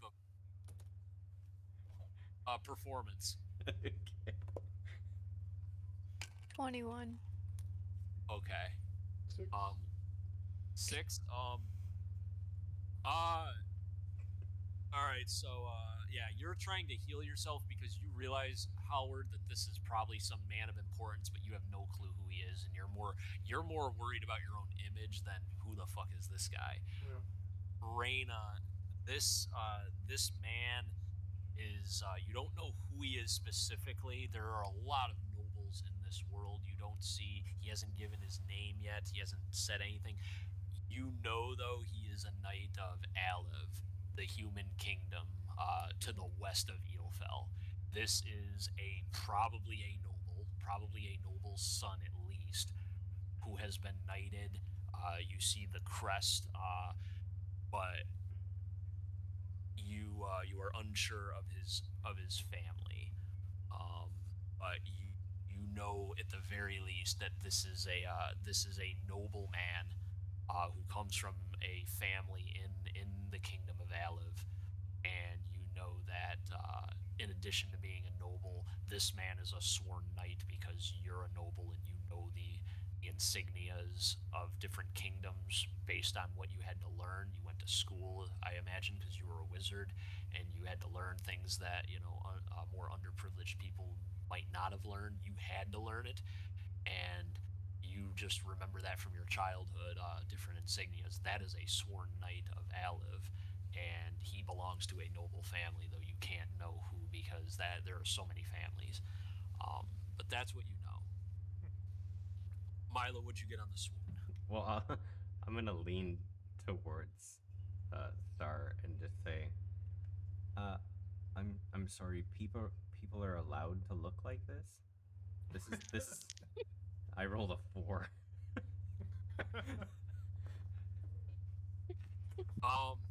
This knightly figure, he eyes you all kind of sternly. He's about 6'3" in his boots, and his cloak, and he doesn't know any of you, and he looks at you all, and Cornelius says, they can be trusted. Things went down on the bridge north of here. Not this bridge, obviously, the one north of here. Something else happened. And he goes, something else? Or?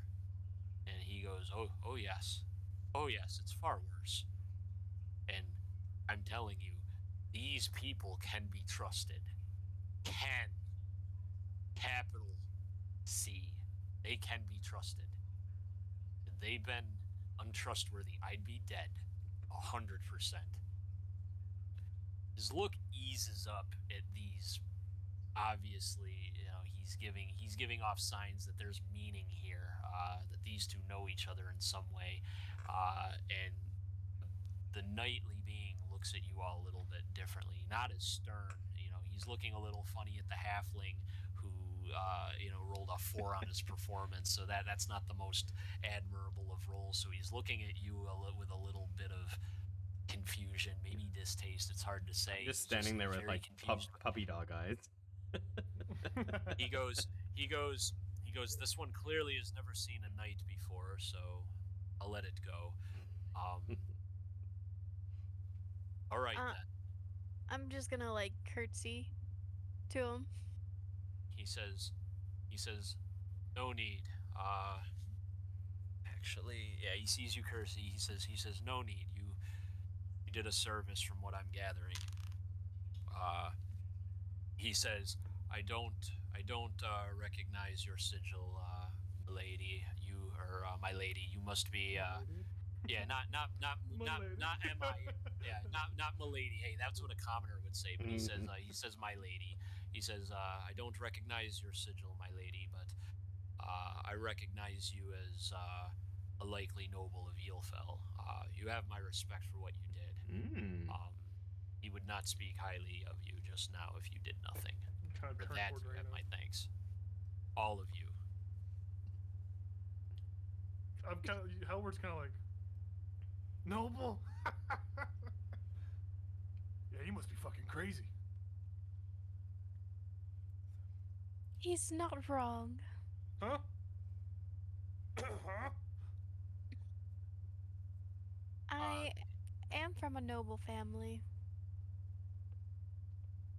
Oh yeah, she didn't tell. Oh yeah, out of game. Yeah, you haven't revealed that to anybody. You even told Cornelius basically mind your own damn business when he tried to ask. So yeah, you curtsying kind of triggered this knight to say no, it's not needed, and he revealed that you're of a noble family. Yeah, that hasn't happened out of game to anyone watching. She has not revealed herself to be a noble, so I'll let you guys interact how you will with that. That might cause some words. I'll kind of look at Milo. Are you a king? If she's a noble. Milo's busy rummaging through his backpack. He's very excited about how Cornelius reacted to his pipe, and he's like, "Ooh, another new person. Let's see what else I can find in my pack." And he pulls out a pair of bronze scissors in the shape of like a dolphin. He's like, he holds it forward. He's like, "This is pretty cool, right? Pretty cool." No, I'm not a king. Not a king. Yeah, as soon as I said it, I realized how stupid it was. So, I just say sorry. it's okay. Okay. You're a noble? Yes. What the fuck is going on? Yeah, I kind of ran away from home. Did you see him like rub his temples? Fuck, what the? This wasn't supposed to be this difficult. So now the guards are gonna come after us? No, I'm quite old enough where I don't need to be at home. You said you ran away. Cornelius and the knight are in their own conversation. For the record, they're not literally standing there watching you talk. They are in their own mutterings as you guys are having this scene, just for the atmosphere. Do you want to talk about this some more, or is this just something that we need to overlook?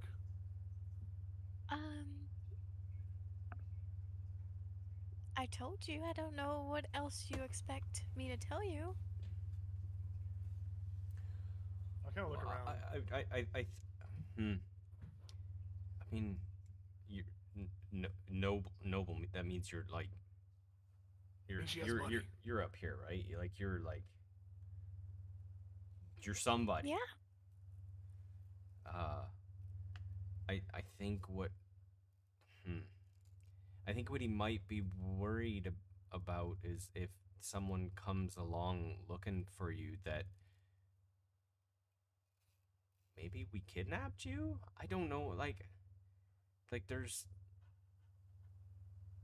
I just know like stories, right? I don't really know the situation, but I mean that's what my conclusion would be, like that you didn't actually run away, that we took you. Well, I can speak for myself if anyone does ask. I was not kidnapped. This is my own free will. Um, I just had to get away.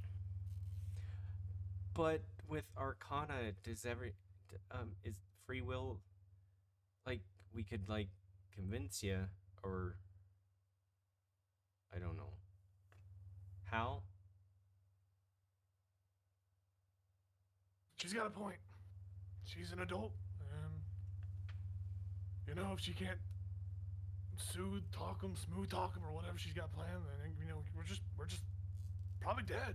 So yeah, I've spent many, many, many years in that dreadful. Well, it's very nice, but my home. And I want to experience the world. It's been over 100 years. I should get out, right? I'm sorry, you're 100 years old. 102. Oh, yeah, they get old. Yeah. why? No wonder you were so scared whenever those people were dying in front of you. Hmm. Yeah, I've never seen it before, so. I mean, 102. What did you do with all that time?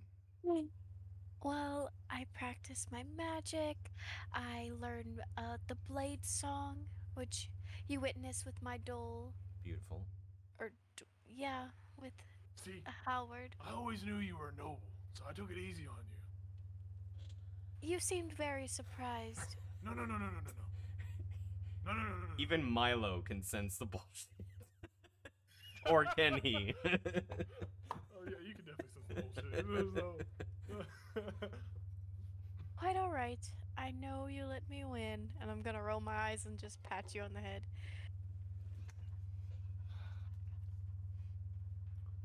Well, Look, I want to actually marry for love, not political stuff. So, I left.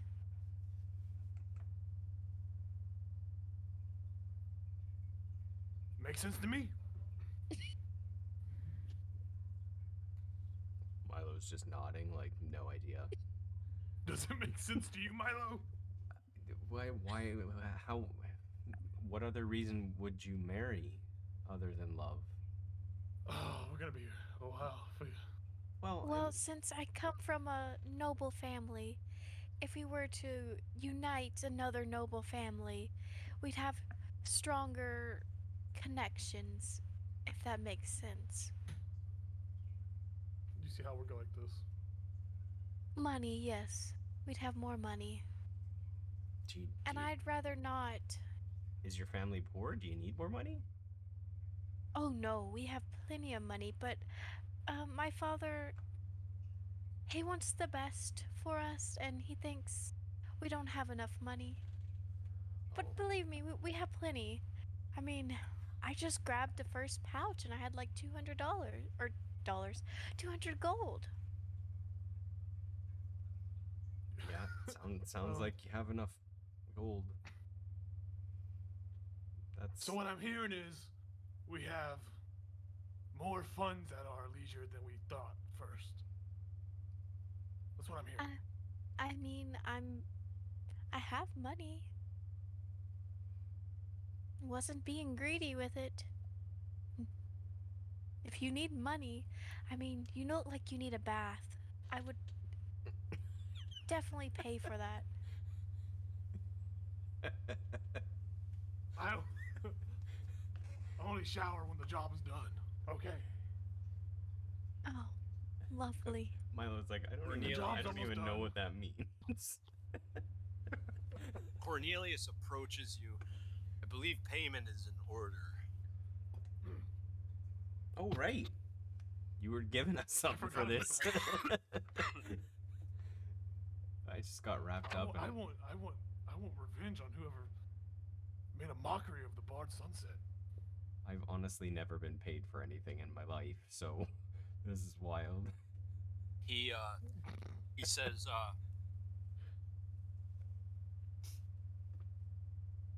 he he said pay them what we agreed, Lucian. They did their job, and he reaches down to his coin pouch, and he throws it over to Cornelius, and who catches it with surprising dexterity for an old man. He catches it, and he gives it to you. He says there are 150 gold pieces in here, as promised for the journey. You may split that however you will. And something extra, as you showed surprising bravery in the face of true horror. And he points to you, Howard, and he says, and you disguised yourself as me, threw yourself into the thick of it. Someone of noble birth and privilege doesn't have to, would not have done that mostly. You did. He points at you, Reyna, and he points at Milo, and he says, and you surprised me the most. And your curiosity deserves rewarding. And he gives you all the alchemist jar that creates multiple liquids. Ooh. He hands it to you, and he says, this is yours. And I'm not giving it to any one of you. You're going to have to win it in a game of cards to figure out who, or share it amongst yourself for your future adventures. Because I have a feeling you three are either going to go your separate ways and never speak of this again, or today is going to be the beginning of something for all three of you together. So take this. I have more. And he gives it to you. And he says, I will always be your friend. I will always assist you in any matters you need. I'm Cornelius the storyteller, and spells will know who I am if you call upon me. And he then walks down the road, and this knightly figure with his flowing cape, his plate, his swords, and his dark hair. He looks at you all and he says, I am your friend as well. I am Lord Lucian Crace of Elive, and I will assist you if you ever call upon me. And I don't have to ride all this way just for nothing. I will help. You did a service. And he walks away too. I'll pull out my lute and play a little a little walk away song. I love it. Now for that bath. Hold up. Wait. Everybody gets an inspiration. If you don't have one, you get one. Right. That's me. Before the bath, the old man said we had to play for this jug. He said cards. It's a little unfair because I'm a pretty good card player. So we could just agree that, I hold on to it now. And then, I'll just take ownership at the moment. And then we can talk it out later. I really don't care as long as you do not put that awful ale in it.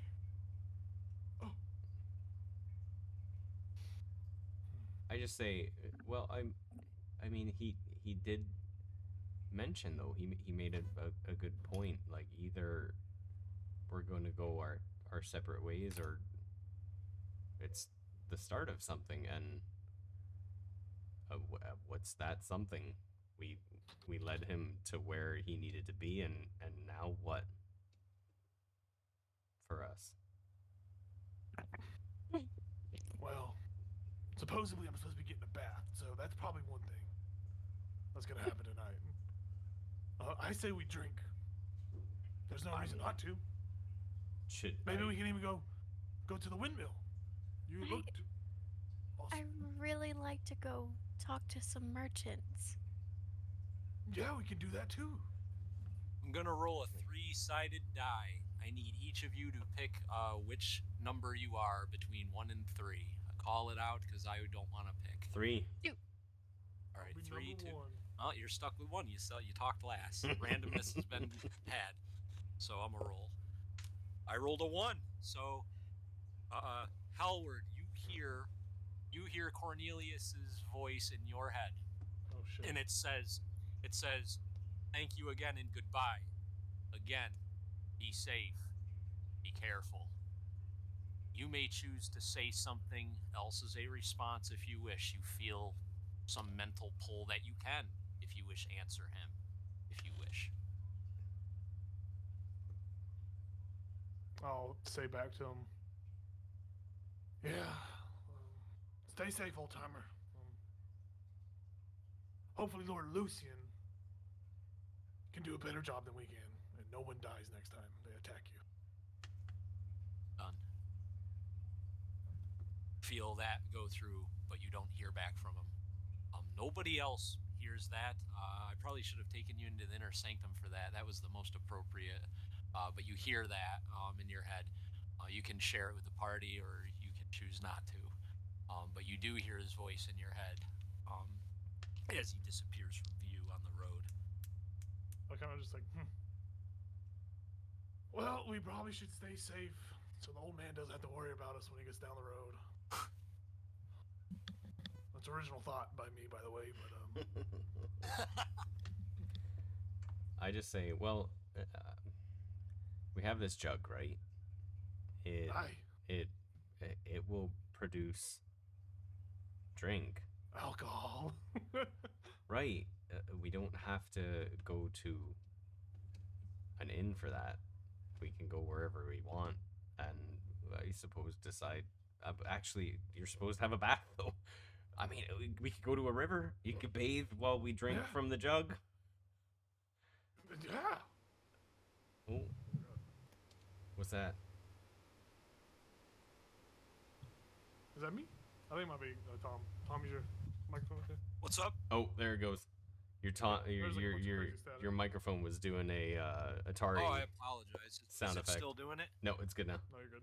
We're good. I don't know what happened. That's wild. Connection thing. My bad. I guess I mean we could go somewhere and just figure out if there is an X. Let's go talk to some merchants. Let's do it random. Oh, okay. Yeah, Random. we got some money. Being as a noble as you are, what should you request upon us, common folk?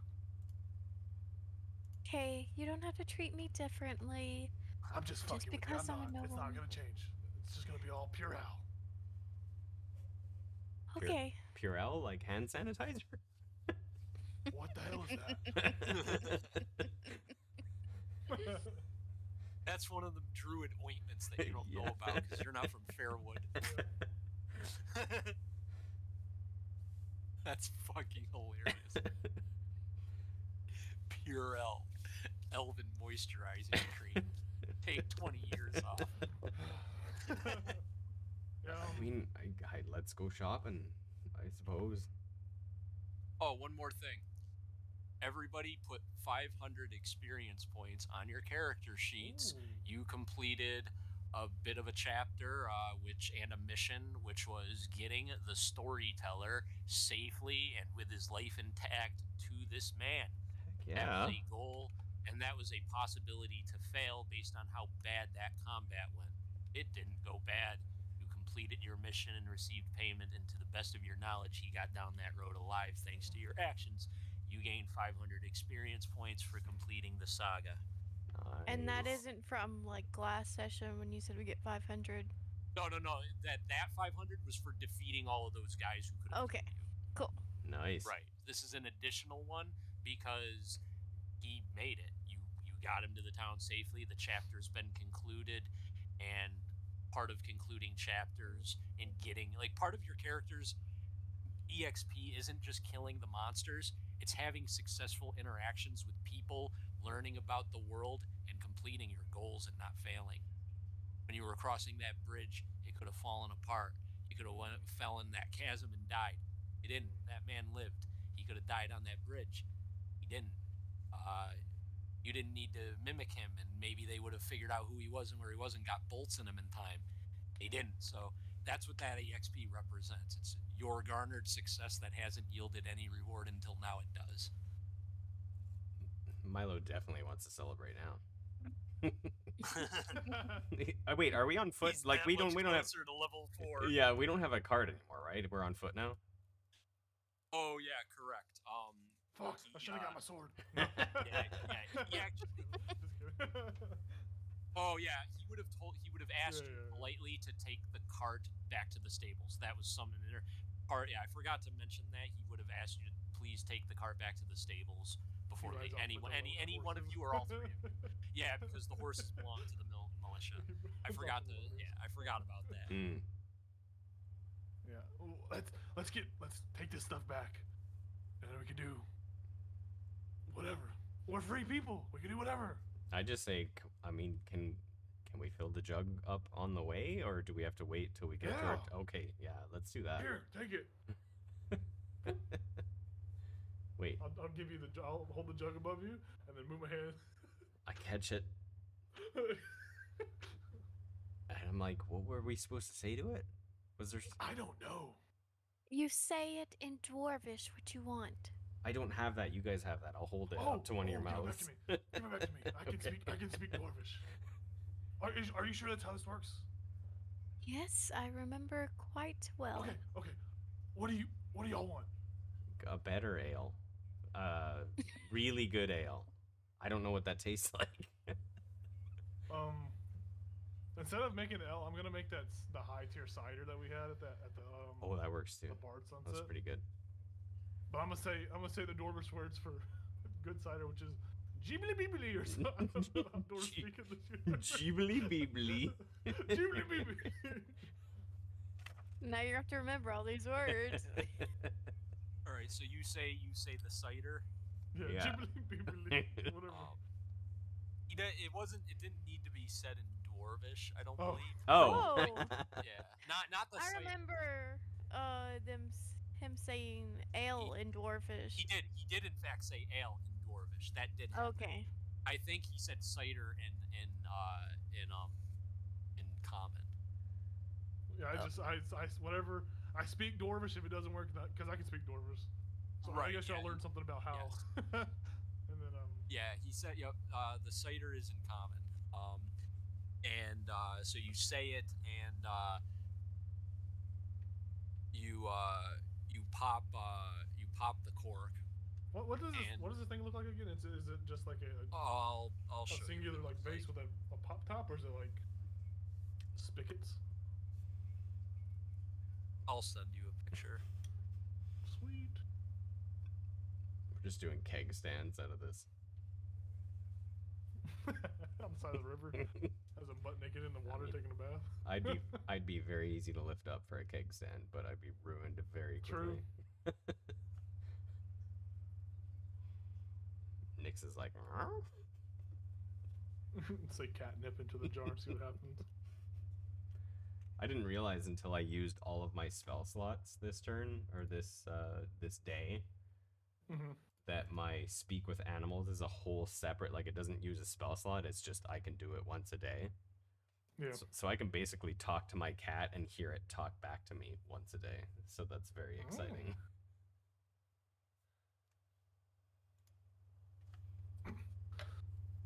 Well, once we drink some of the cider or whatever the hell pops up.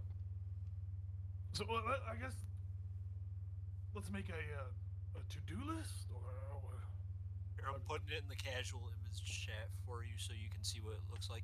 It's kind of like, it's got a roundish, but like kind of, 12-sided dodecahedral kind of shape to it. That's not quite identical to this picture, but this picture captures the gist of, it's got these different like corks on different sides of it. Just imagine it more 12-sided die-ish than this.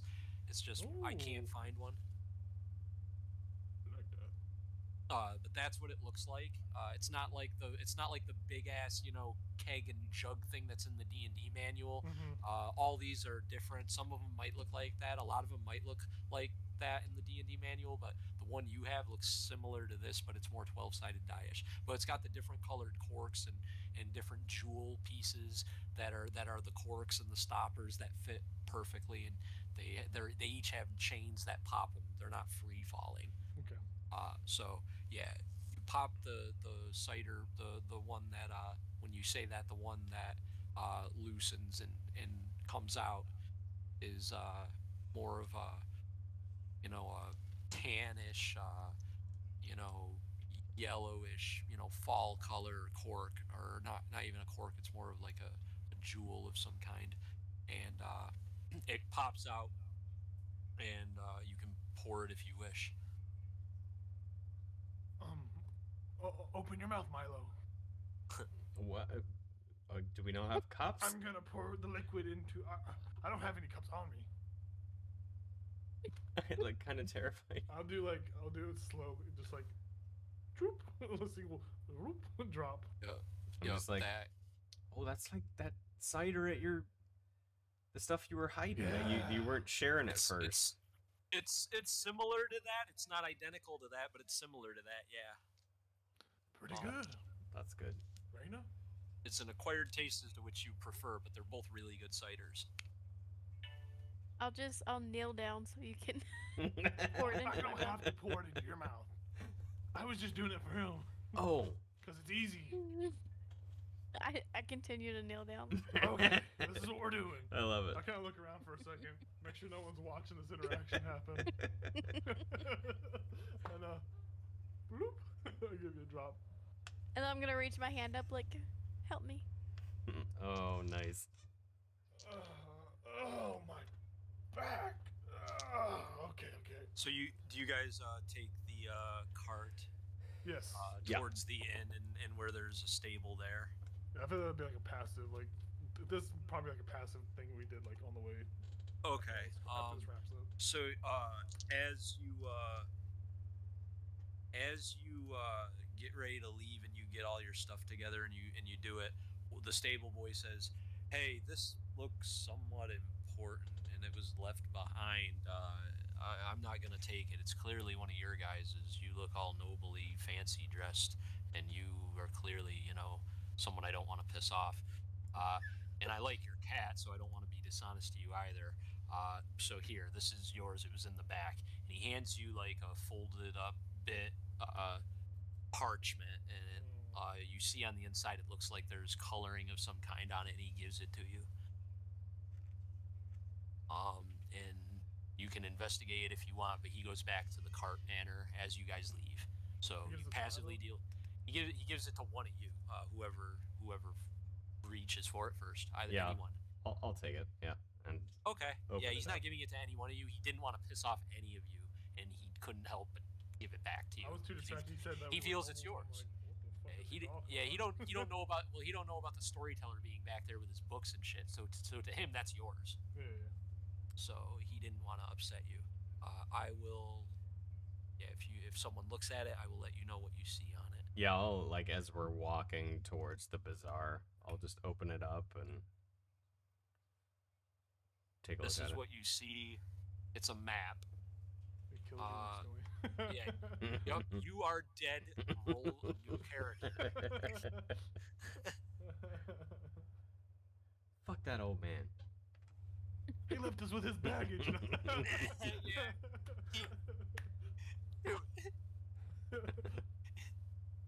I should have said, man, I'll kill you next time I see you. There can be no witnesses. Contingency plans. That's just a scroll fireball that blows up when you open it. A delayed fireball blast on touch. Like, terrible. Hey, dude, that stuff exists, man. It can happen. That's not what happens here. I'm putting the map in the maps channel, and you can post it. This is what you see on the map.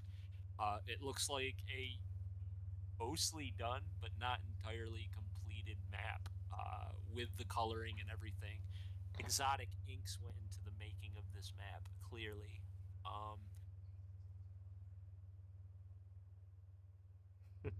By Jacob. He said he needs more alcohol. Me too. It's downstairs. Gotta celebrate appropriately in game and out of game.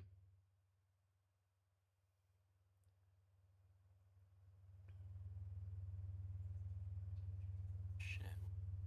Save the map in this file. I don't know where the hell.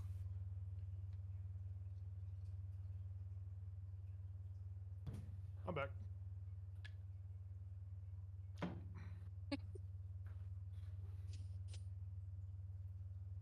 Oh, it's got. Oh, I see what I did wrong. Okay. Well, Milo, instead of riding, Nyx will have wanted to kind of.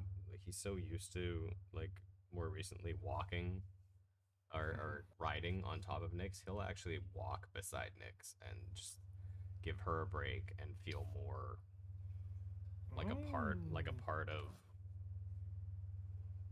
humanity, for lack of a better phrase.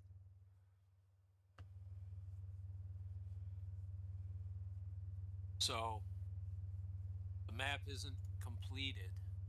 See that there's areas where there's etchings that haven't been finished, but it's fallen behind apparently in the cart, and it clearly belongs to the storyteller.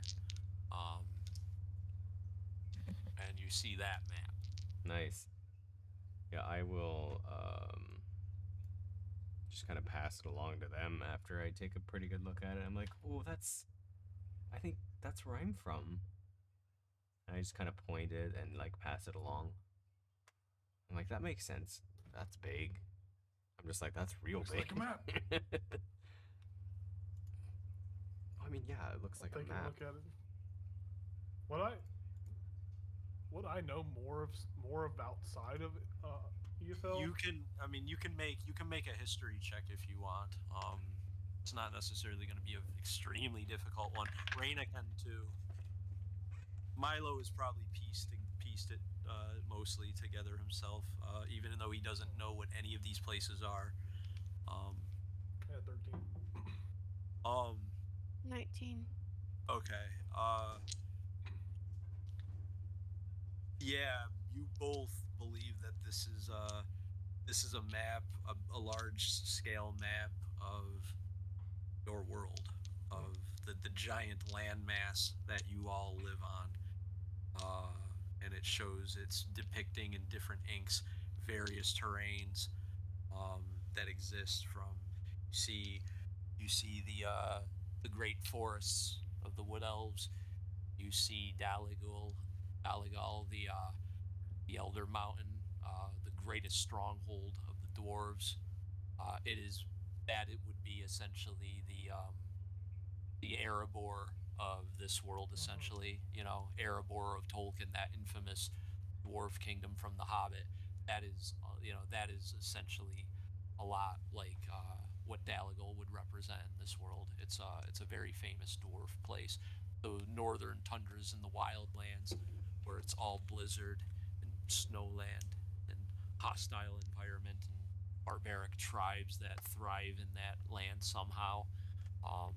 All the terrains here, even if all the cities aren't labeled, clearly this map is a work in progress, something that he was working on that had fallen from his notes as he was ushered out quickly by the arrival of his friend. Something he left behind, something that's now yours.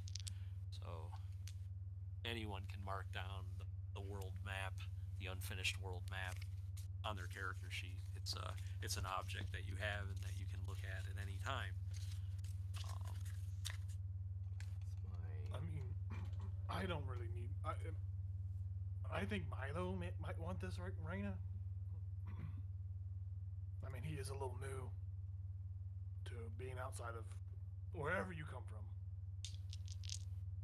So maybe this might help you get a better lay of the land. Milo was just like, yeah.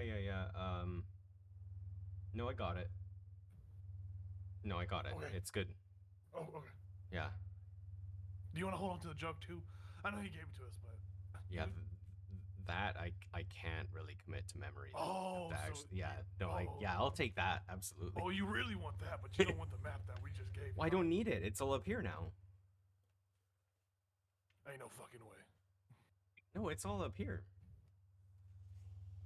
All right, give me the map back real quick. All right. Where's Bascar at on this map? I'm sorry. Did you pronounce it right? Where's Bascar on this map? Oh, it's like northwest of where I'm from, Fairwood. He's right. I'll look over to Raina. He's fucking with me. He's actually right. Yeah, so you guys are bantering about the map. You're not, yeah, the Golden Pheasant is right there, the busy inn. Well, busy for this town. It's not like completely city busy, but like there's a lot of population here. There's a lot of farmers. There's a lot of merchants. There's a lot of workers. So you have a fairly diverse. It's not like every single. It's not like in some towns where most everyone is a farmer or a rancher. There's a bit of diversity here in terms of who works what and what gets done here. So you guys can really do whatever you want. There are many. There's town squares. There's lodgings. There's ranches. There's a merchant area with tents. There's the inn that you're near. You guys can do anything you want. I just kind of say, it sounded like Reina had some plans, so I'd like to follow if that's all right. I mean, she wanted to shop. Yeah, of course. Are we supposed to return these loner horses?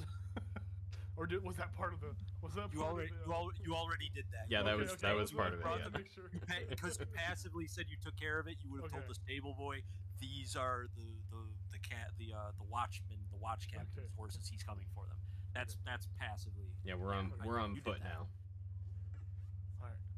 Yeah, let's do it. Yeah, but you got money. And I just like as we're walking, I'd be like, is there anything in particular you're looking for, or are you just interested in shopping in a place you haven't really shopped before? I really do like shopping. Oh well. But maybe some books. What the hell is that supposed to mean? Oh shit, she heard me. I was trying to whisper.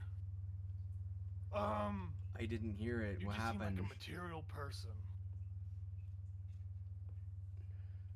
Well, materials make fine jewelry, and jewelry can protect someone. I like shinies. What does jewelry have to do with anything? Oh, I didn't tell you. My family makes jewelry. What is your last name? Torfine. Do I know that? Tom? Make a history check. Okay. Come on, don't fail me. 14. Yeah, you don't know everything about it, but Makes sense. yeah, like you know that her family does make things. You've heard that name involved in the mouths of caravans and nobles. You've traveled the road and you've heard gossip, and that name that name definitely has come out of the mouths of traveling caravans and merchants, people that would barter in such goods. So you don't know. You would also know that if that's the case, she grew up in the royal district of the Inner Eelfell, the royal district, where the real privilege sit. It's not necessarily completely aristocratic snob like before the French Revolution, and they were starving peasants at the expense of their parties. It's not like that, but they're treated differently. You definitely have wealth or power or influence or something politically to live in that district. You know that. I will have mentally notated that, but I'll say, never heard of you. Can you spell that? Inside check. Star. Fuck you. Yeah, roll deception, roll insight. Torfine is TORPHINE. That sounds like a type of gem, like tourmaline. Or I like it. Thank you. What am I doing? Insight. Please, please, please. Yeah, Oh, it's okay. Dirty 20. wow. 8. Oh, I rolled a 2 and I have a +6, so. Like you watched his eyeballs move in ways that was mental calculations of knowing who you were and making the. You watched him mentally connect the dots, and then he said, "No, like you know he's lying." A 20 versus an 8. Yeah, you know he's lying. Never heard of you. Hmm. Must be new. Sure. And I'm just gonna walk off. Now I have a mental note. Milo's just like, oh, are we sharing last names? I got one of those. I don't know if it means much. Yeah, what's your last name, buddy? It's Quinn. Quinn. Quinn, yes, like quill, but ends instead of L's. Oh. Yeah.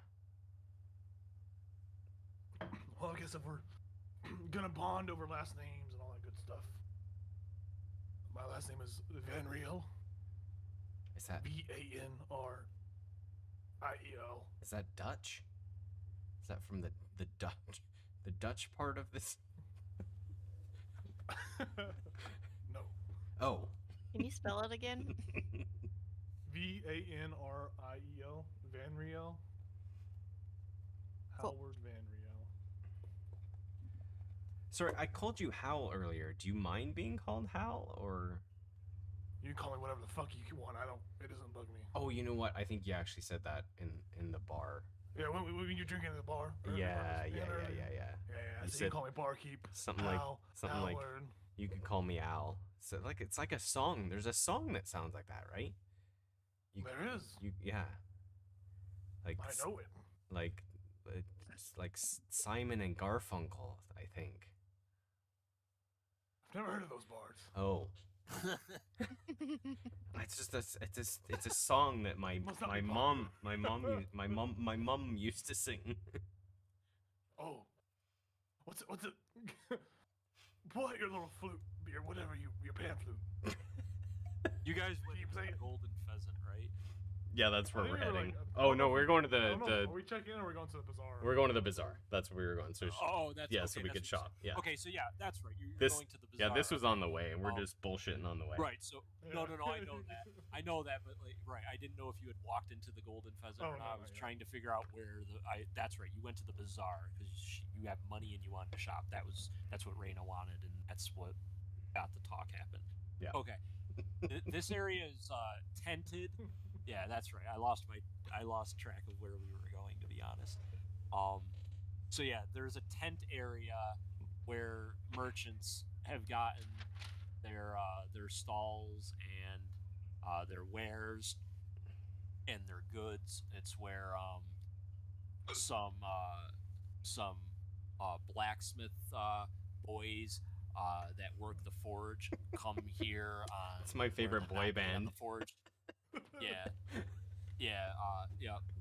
Different forge worker boys that come here to sell the wares that the blacksmiths produced or they themselves have produced, and they're trying to earn money. That type of thing. There's Fletchers here that are selling arrows. Everyone here has a different stall for different things, and there's a lot of different things in these tent areas. It doesn't go on for miles and miles, but they've got several hundred feet set aside where it's like fairground type medieval stalls for real. That's what you see in this tented area, because as you're bantering and going forth. So anything you're looking for or continue to role play, that's the scene though. That's what you see walking away from the Golden Pheasant and across the path, across the road. I'm gonna try to look for. I want to look for like silver chains, like necklaces, silver necklaces. Maybe some gemstones. And I'm probably not gonna find it, but I'm gonna try to find dragon's blood. Do you Probably like not gonna find it. do you like verbally say that out loud? What you're looking for? No, I don't. Like, do you tell No, us that? no, I'm No. just no, I'm just looking for it. Probably 'cause I Also, I'm wouldn't say gonna look that. for like any books that are like Arcana based. Very well. Um, you can make investigation checks or perception checks.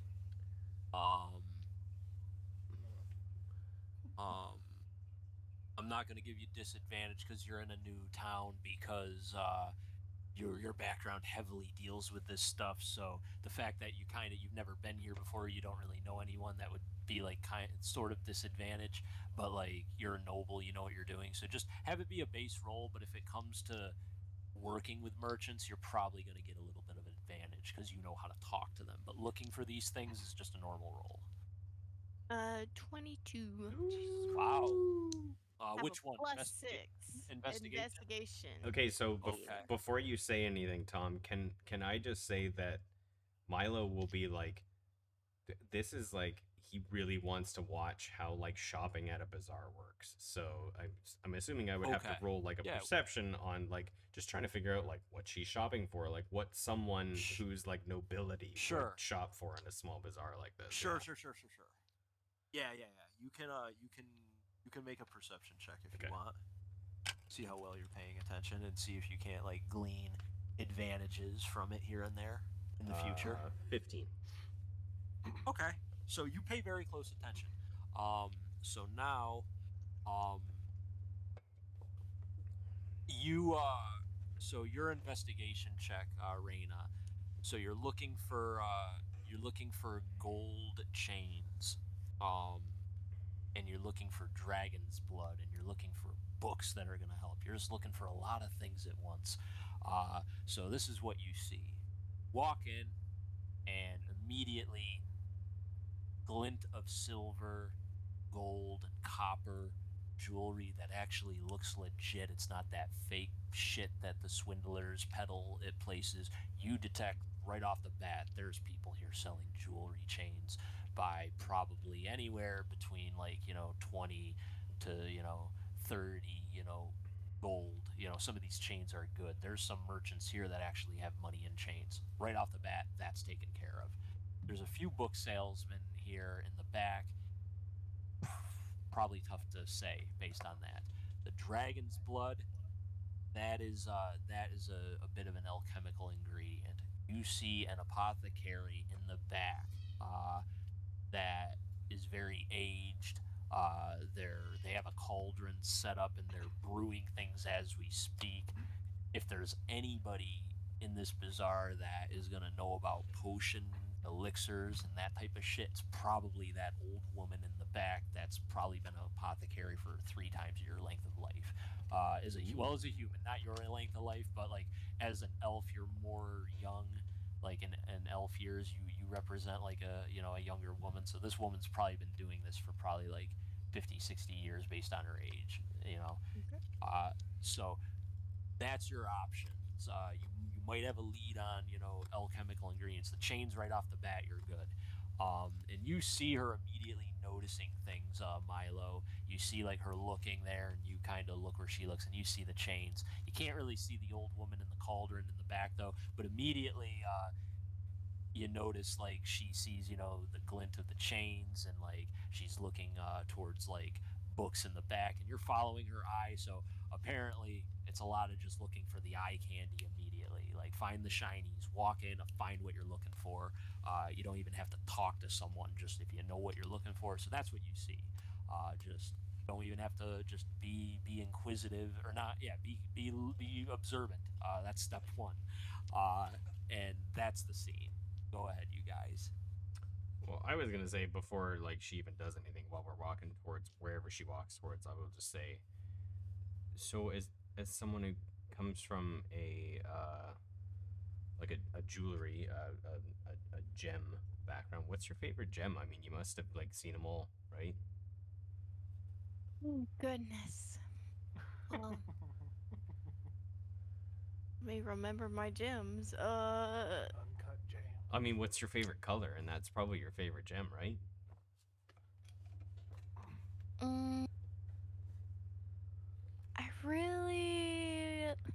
is that one called?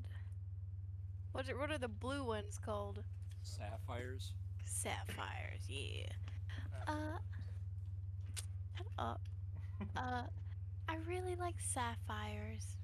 And I just say, so They're beautiful. are you looking for sapphires, or do you have like your fair share? Like, do you have your pick if you want them? I just need 100 gold worth of gems. Oh, just any gem. And that, yep. And you couldn't have brought that from home? Well, I didn't think that far ahead. Oh, But I have I money. mean that's It's fair fine. if you're running away, right? It was You're in a different pouch. It was in a different pouch. yeah. It was in the. She grabbed the wrong pouch. um. So is that all you're looking for? Well, I need some gold or silver chains. I need some dragon's blood. That is very important. But There's people bustling about you as you're bantering. You hear shopkeepers bantering in the distance. Potions, poisons, antitoxins, all your alchemical ingredients right over here. There's another person. You need good iron forge, steel. You there, you look like a soldier. He points at Howard. You could always use a good dagger, good strong stuff from me. Just everyone is trying to snake Oh, up the that's a good salesman their question. stuff. Yeah. What's Do up? I hear a salesman saying, "Eye patches, get your eye patches"? No, there's not. Damn it! Get your facial accessories over here. I'm gonna. I would kind of split off from y'all if the potion guy. I heard somebody talking about potions. well, I I'd kinda- unless y'all wanna go probably. together. Well, I'm gonna go to the old woman first. Right. Oh, Yeah. yeah. You go past the guy being loud, and you go to the quiet woman towards the back. That's what you see now, both of you in the back. There's an old woman sitting in a chair before a stone, not a stone, a metal cauldron set up around a ring of stones. That's what I meant to say. And she's brewing something, and she's stirring the pot, and she's got this cart on wheels that has a shelf hanging from it that has a whole bunch of different ointments and elixirs and things like that. You don't know if it's magical, but that's who stands out to you the most, Raina. And now you guys see her, and you're approaching her. She's a human, gray hair is pulled back. She's very weathered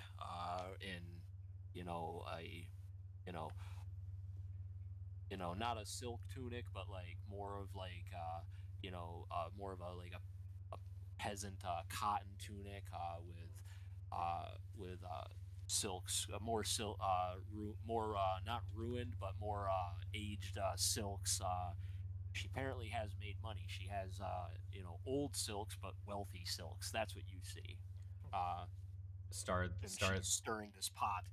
Star. This is not Craig cutting Star off. This is Milo, like very interested in what you're shopping for, and like before we even get there, I'll be like, I'm sorry, did you say dragon's blood? Yes. Why? Well, in order to make the necklace I'm wanting to make, you have to soak the blood on a gem. And it's a very, very cool process. Wait, you're a good person, right? Like, I'd you like could. to think so. What's the necklace? Your dragon's blood? This is wild. So I can make a necklace that makes you resistant to elements. Let me make Elements sure I'm like telling you correctly. fire, like water, like all that. Yeah, out of games. Yeah, Star out of game. That's you. You have to soak. You have to soak the bits in the dragon's blood because dragon blood has magical properties. It's part of the ritual architectural process that is making this item. You can explain it however you want. that is me explaining as a player, as a DM to you on how that process works, because this is like a custom item. That's how you make it. That's your recipe and your knowledge from your family and what you've learned. No one else might have this proper way of making it, but you know it. You know it works. Yeah. So she just says that to me, basically. Yeah. Uh, does it does it benefit more than one, or just the person wearing it? Just, I think it's just the person wearing it. I guess a better question is if we stick together, that would it kind of benefit all of us if you're wearing it, Uh, or is it more of a just Probably. Well, you can, so basically, it's a elemental resistance necklace, and then once a day you can cast resist and you just choose an elements. element? Oh, all of them? I think it's just you choose one. You I'm not choose sure. one. Okay. I'll just say, all right. Pro, proceed. I mean, yeah, yeah. You do you. I can eventually make all of us one. Okay. Well, I'm. Well, if you like. You have a lot of money, right? I have a decent amount. Okay. You. Yeah. You go ahead. I'm kind of on the lighter side, honestly, but he seemed surprised when I said 200 gold. That means she's got like 700 gold on her right now. Well, I mean. Out of character, I do not have that much. Oh, okay. Well, Well, so yeah, you guys are kind of you guys are sort of near the woman. You're not like up in her business, but you're having this conversation. I'm just super curious. I'm staying close. Right. I'm listening to everything that goes on between her and this woman when we get up there. Yeah, I'm the just old gonna the old walk woman up. does notice you. She goes, she's stirring this cauldron. There's a good smell coming off of the fumes wafting from the cauldron as she stirs, and she looks up at you from her chair. Can I help you with anything? You need anything? I was wondering if you had any dragon's blood. Dragon's blood. No, not here. They keep most of that in Ilfel, I think. A lot of the sorcerer towers and the wizard towers. We only see it when adventurers come through and sell it to us, because they gain it on the road somehow. Traders from far kingdoms that make it this far but don't want to trek all the way up those hill lands. Harder getting up there than it is coming down here. She laughs as she stirs the cauldron. She sees like a hand like come up onto the counter. It's me because I'm so short. Oh yeah, if you kind of move to the other side, it's not a completely closed counter. You could like see the cauldron area. You could like not do that and just come around the counter if you wanted to just be like closer to her. I'm just like, hi, have you? Here, come around. I can't see you. Sorry, I actually, you know what? Instead of coming around, I'll hop on Nyx and just stand on Nyx. I'm like, sorry, Nyx. Oh, you got taller. Yeah, well, I mean, I have my waist. Have you ever? She can't see the cat from where she's sitting. I'm like, have you ever sold dragon's blood before? Like, do you get it and then resell it, or do you use it when you get it? Oh, I mean, I used to sell it all the time. How do you think I afforded silks like these at one point? But that was like 35 years ago, before those limit. Before basically the king, I think, pulled all the resources like that out of a lot of the merchants' pockets. For study or whatever the hell he needed it for. And we still see it. It's not illegal to own it. There's no illegalities. But, where there was once a healthy supply and a lot of people making it, all those people have been pulled into the capital. Been that way for decades.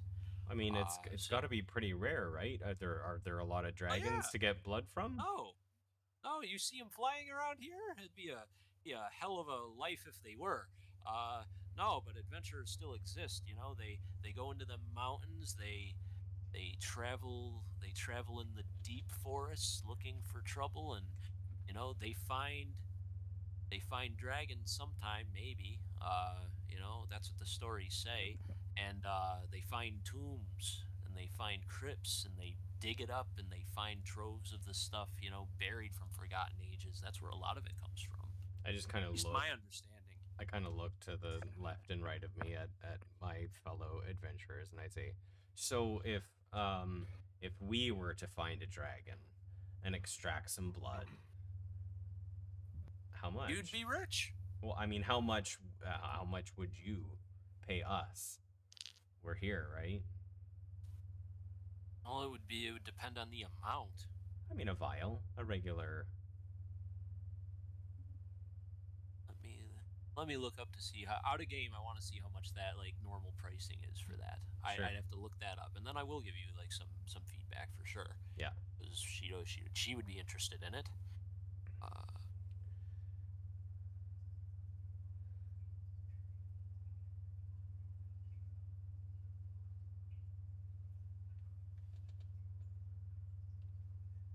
One schmeckle.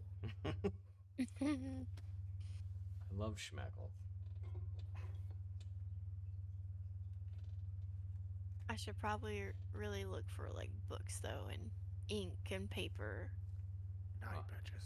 They're starting.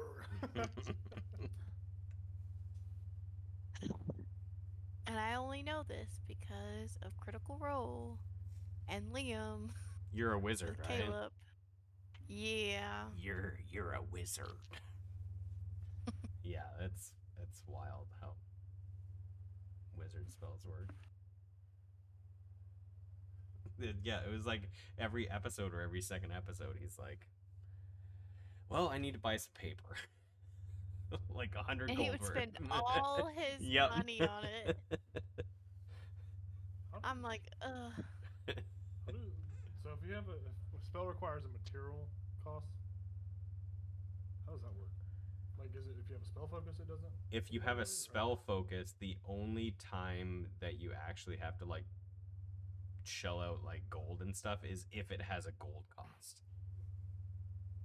Any other time Because I you gotta have find- it in your pouch or your If I want to cast, focus like, or say I want to cast Identify, I have to have a pearl worth 1,000 gold pieces, an owl feather.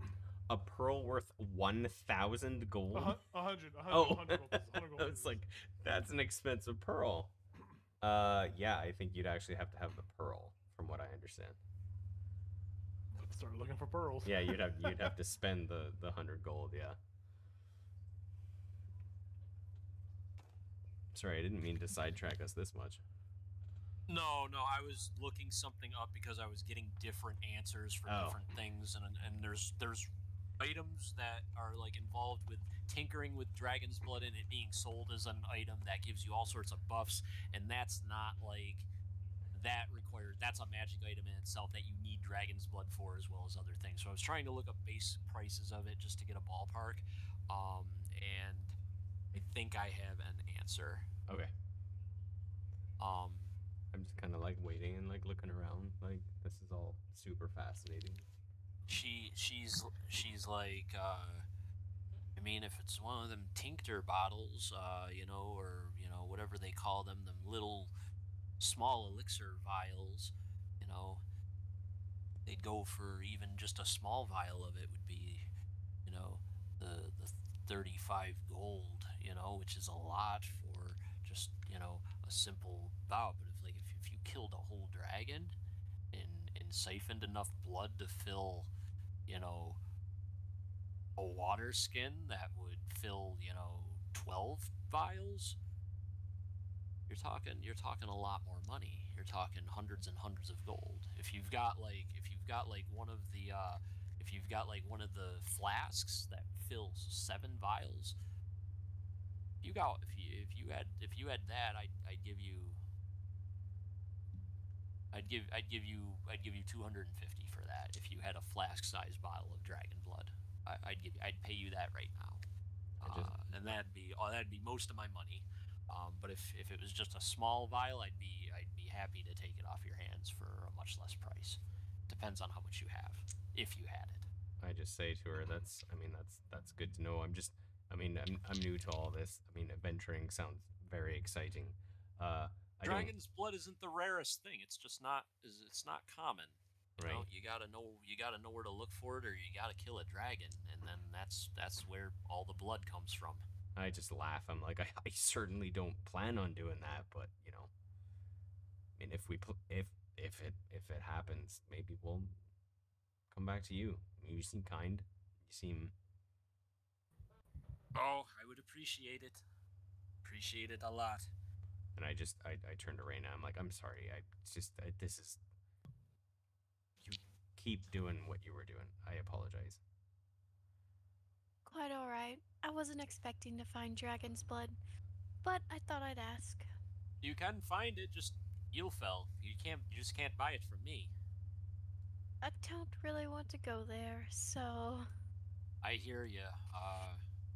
I heard something about the roads not being safe, so you looking like that, dressed like that. I can imagine you don't want to travel the roads. Understandable. Blowing up of bridges and killing people in inns. No time for a lady to be on the roads. I quite understand. Word spreads fast. Yeah, that's why. I want to step in and be like, what if we pay you to go to Ilfil? I'm sorry, I'm a little drunk. I've had some cider. What if we paid you to go get some dragon's blood for us, and I'd pay you handsomely? I'm saying that to the old lady. She says, I haven't been there in 30 years, and I don't want to go back. I live a comfortable, lazy life, and the roads now are more dangerous than they've ever been in my life. We received the Raven messenger yesterday. We heard about what happened on the we heard about what happened in the inn, about some noblemen losing their life somewhere up north. I don't know. Either way, it's big news. She actually didn't say anything about the bridge. She doesn't know about that yet, but they did receive Raven about the inn massacre and about someone else who lost their life. Apparently, there's another death that you don't know about, and now there's going to be news of more death really soon. So it makes sense that she doesn't want to go to Eelfell if she's been here that long. For sure.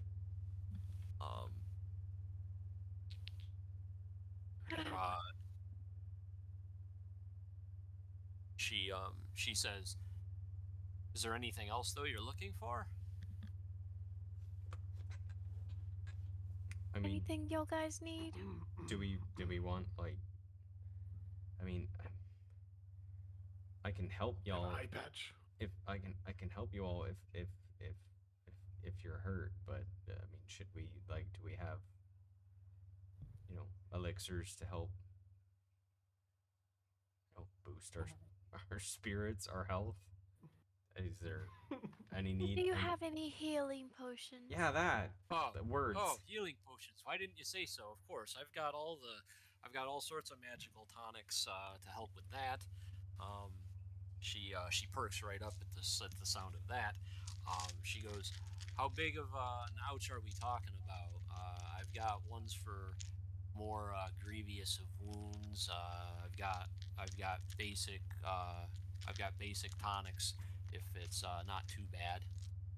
Your standard ointments. I just make them a little bit differently, but it all does the same thing.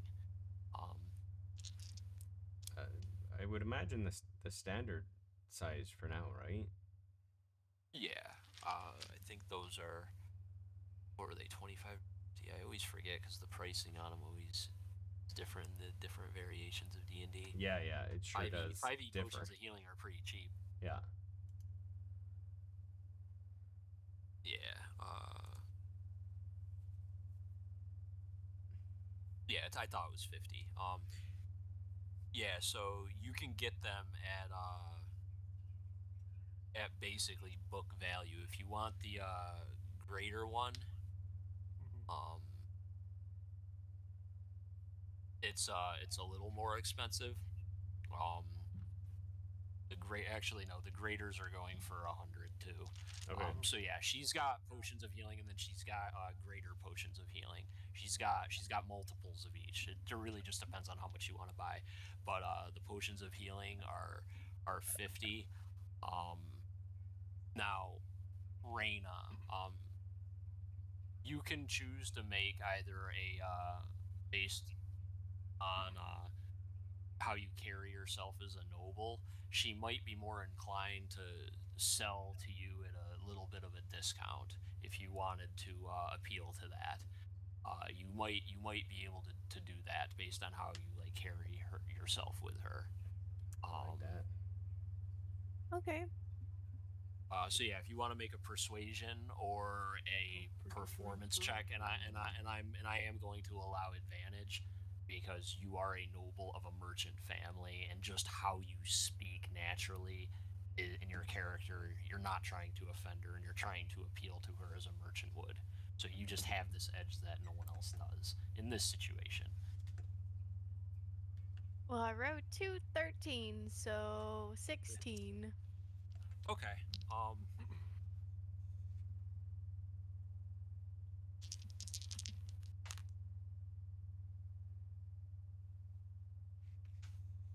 She goes, I'll tell you what. If you want the bigger potions, I'll let those go for 89 gold instead of 100. If you want the bigger ones, and she puts them on the table. They look very similar, colored to potions of healing that you guys have seen, except these ones just have a slightly different tinge to them because she makes them alchemically different. Um, but she goes, I know they're colored differently. You can taste them yourself. They're not poison. We all just do things a little differently to get by. I brew mine a little bit different. They come out like this. I hear they have them yellow or completely blue way up north, and that's normal because of the frost plants they crush. But that's how it is. Um, so she'll sell you potions of healing at 50, or the potions of greater healing at 89, and they do the exact things as the book says. They're not like different.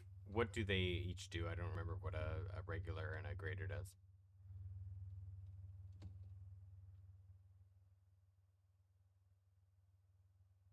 I believe potion of normal healing was 2d4 plus 2, and then you just double it, is Okay. I believe the math. I'll look it up. So the Gotcha. greater healing would be 4d4 plus 4, and the regular one is 2d4 plus 2. Okay. I am pretty damn. Yeah. Yeah, that is what it is. I just looked that up. And she doesn't have access or have stock in the superior ones. Those are a little bit more outside of her sales bracket at the moment. At this point, I'm making a calculation in my head about how much gold I have, and I'll just hop down from my cat to where she can't see me, and I'll look up at Raina. I'll be like, I will shake my head no. Why?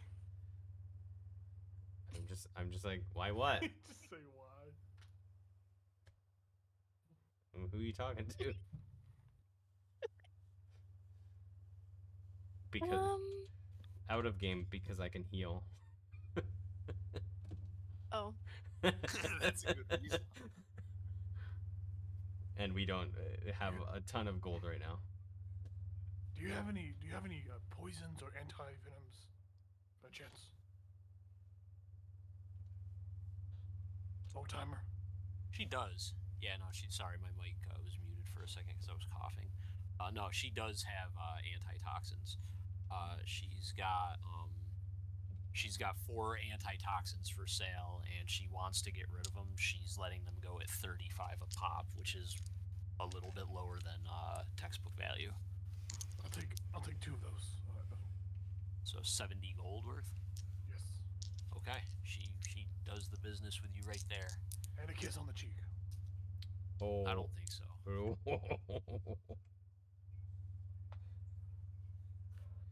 Howard begins to walk away after he purchases his. Roll for initiative. Thank you for the business. And roll for initiative. She turns into a monstrous hag. Thank you for your time. We Nothing. might come back. Oh, I hope you do, and I hope you find your dragon's blood. Um, you hear the call of different jewel salesmen too. By the way, Raina, that was something on your mind. The book salesman, they're selling just musty story books and different things. You don't see anything of arcane value. You'd have to cast a detect magic to see if anything was like hiding like magical presences. But from your glance, nothing about what you were looking for here, at least. However, the chain salesman, you were looking for different chains of certain value. That was more towards where you walked past before, because you were heading towards the woman first. Um, there is that. Okay. I'll just go up and ask about the chains. Okay. Oh yes, lots of chains. There's this, very energetic, 30 to 40 year old, you know, salesman that you can tell travels between this town and all the ones in the surrounding kingdom of Eelfell. You know that that's he's got one of those traveling carts set up nearby, and he says yes. I got all the chains you could need, all the materials you could want. What is it you're looking for? Do you happen to have silver chains? Oh yes, we have lots of that, uh, based on length, whatever. What is it you're trying to do with it? Just to wear, or do you wanna? You need something long for decorative purpose, or uh, Just a regular necklace that could hold a gem. I see where we're going with this. Yes, let me take a look here.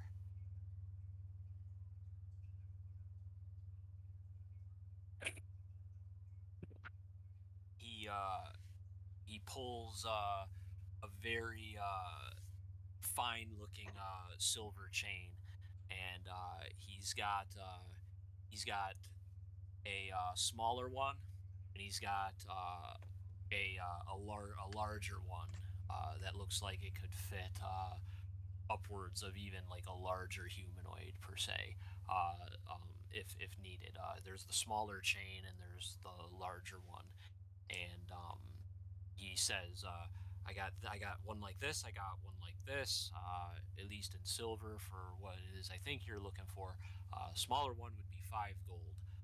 More long one, double the length, double the value, 10 gold for this one. Okay, and I'm gonna like inspect them and like just Uh, look and make sure I'm not getting duped or anything. And right, yeah. Make an investigation check with advantage.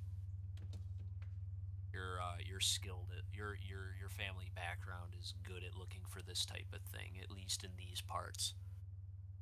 I rolled two 14s. Jesus. Oh wow. Okay, but I get so a dirty 20. Okay. Yeah, you believe that this is real metal. You didn't see him cast any spells on it as you were approaching or anything like that. It's not. It passes all the tests of it being real silver. You know what to do. You don't think he's actually swindling you. You think that's a real silver chain. Um, he says Okay. the smaller one could fit a child, a halfling, you know, most most women, some men, but this large one, this will fit anyone comfortably. You could get this around a goddamn ogre. Not that you would want to do that, but uh, So I will take both. Do you happen to have one extra long chain? like longer than this one. No, just like another one. Oh, another one. Yeah, of course. Hang on. Let me see. Let me make sure. As long as I don't roll a one. Cool. He goes, yeah, I have lots of those. And he pulls another one out, and he goes, tell you what, I'll knock 2 gold off this one since you're buying so many of them. So only 8 gold for this one. Okay, fabulous. I'll take all 3. Awesome. Please come back.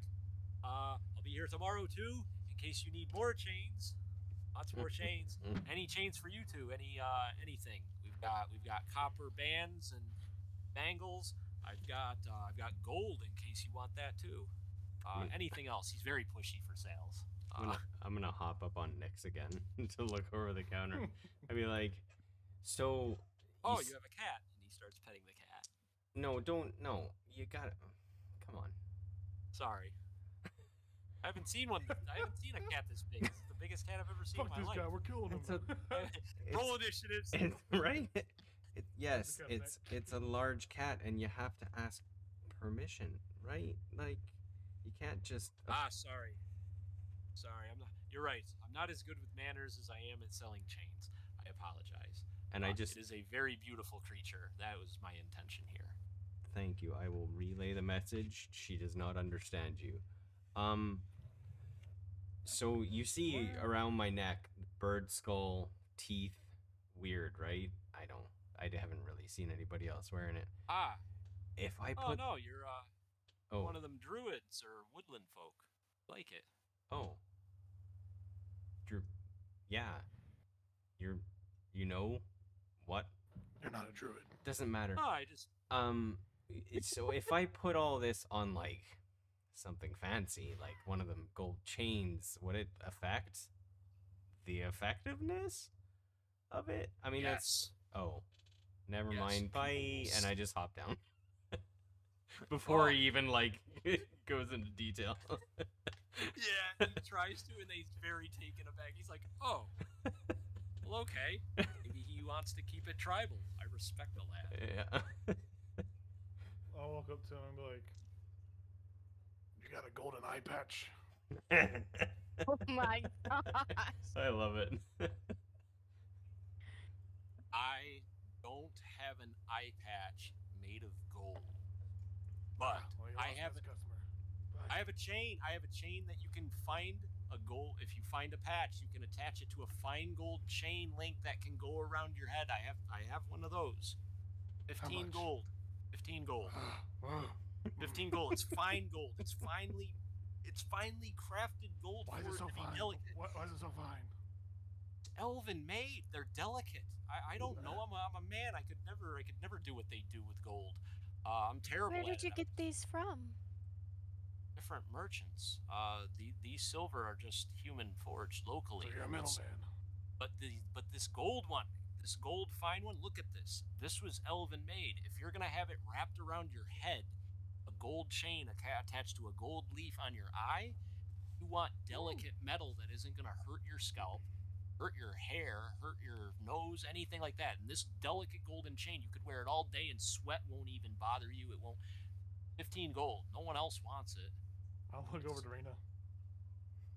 Is that true? I mean, Is he fucking with me? making your choice. Intelligence with advantage or insight to see if he's bullshitting. Who, Rena? Yeah, Reyna, because she's the merchant. Anybody can make insight to see if he's lying, though. I have no problem with that. Oh, I like that. Trust Rena. Fun, This is fun roll. building the trust process right here. Yeah, Especially Reyna with can things like make. Yeah, you can make intelligence with advantage or an insight. Don't forget you guys have inspiration Craig. Oh, Hey, not, yeah. not on this one. Yeah. Okay, how do you do that? How does that work? How's what work? Inspiration. Oh, well, if you wanted to roll insight to see if he was lying and you get inspiration, you get advantage on that roll. But I'm giving you advantage on the intelligence so you check need to- because this would be you looking at the fine details of the chain to decipher if it's and you're trained in that. Actually, that would be perception with advantage, not intelligence. I'm dumb. Oh, Sorry. okay. No, perception with I'm stupid sometimes. It happens. So yeah, perception with advantage or insight without advantage. To talk about all these chains is getting you. Yeah. 13. On which, perception or insight? On perception. Okay. You look at it and you don't know where it came from. It definitely looks like it's elven made. It doesn't. Now here's the thing: you do the pull test, and it doesn't break, so it's not copper painted. Like if this was like made of, or I don't even know. Actually, I don't know enough about alchemy to say that or not. You do the test in the durability test, whatever it is, and it doesn't break apart as if it were made cheaply made and painted. You believe that this is elven gold. You're not 100% on, but you believe it is. I think this is real gold. It looks very nicely made. All right. I guess What's going on here? I'll take it. Yeah, elven gold like that when it's worked doesn't break as though it might, because it's fine. It should break apart, but it doesn't. That's how you know it's elven forged. They've got ways with the metal that just some people can't do. They've got magic. I'll is it 15 gold still, or do I get a discount? No, no. With their... He goes, sure, I'll give you 2 gold off it, 13 gold, because you're getting rid of it, and you guys have given me a lot of business, and I like y'all. But this is elven gold. It's about the only elven gold I have, and I wish I had a lot more of it. But What's your name? Side. What's your name, just in case you do me wrong, so I can find you and kill you? Jesus. My name is Jesse. I'm a local merchant. I'm here all the time. Jesse. Literally, you can literally ask. Local. Everybody knows who I am. I'm not I'll put a little swindling. notepad. Jesse, the local merchant. Put a little X, 2 X's, and like a dead. Yeah, you can tell he's nervous to give you his last name, but he says everyone knows me. If you really want to find my full name and where I live, I'm sure you can find that out. I'm Jesse, the local merchant. I promise you. With you, man. It's okay. Hey, I Lighten don't. up, buddy. Listen, you got scars and an eye patch, and these are dangerous times. I hear. That's. Okay, You make heard, a valid right? point. You make a valid point. Oh, you heard right about the inn, like. No, like, what happened? oh, the Lord came out. Milo, shut up. The Lord came out the first time in months, like a night ago, the other day, and mentioned that 2 people died in some scuffle and a brawl, like a bar brawl. Like, what the hell? So, like, Milo's listening. He's like, "Oh, hey, that sounds really familiar." No, it doesn't. I don't know what you're talking about.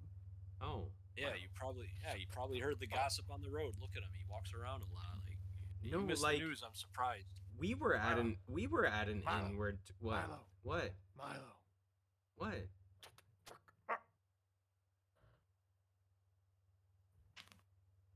He the merchant goes, "Do you have road gossip? I love road gossip. Like I do. I have tons of road gossip. So what's going on the road? You're coming from an inn. Are inns no longer safe? Is this some type of like thing that needs to be worried about? Because I frequent inns a lot." No. I want to do the wait. I don't know why that's so funny to me. Gossip on the road says that there's been a lot of weird people that have eye patches that whisper incoherent thoughts. I'm not one of those guys, but if you do see one, do not look in its eye hole. Don't look at its head. I'm If just they like start going.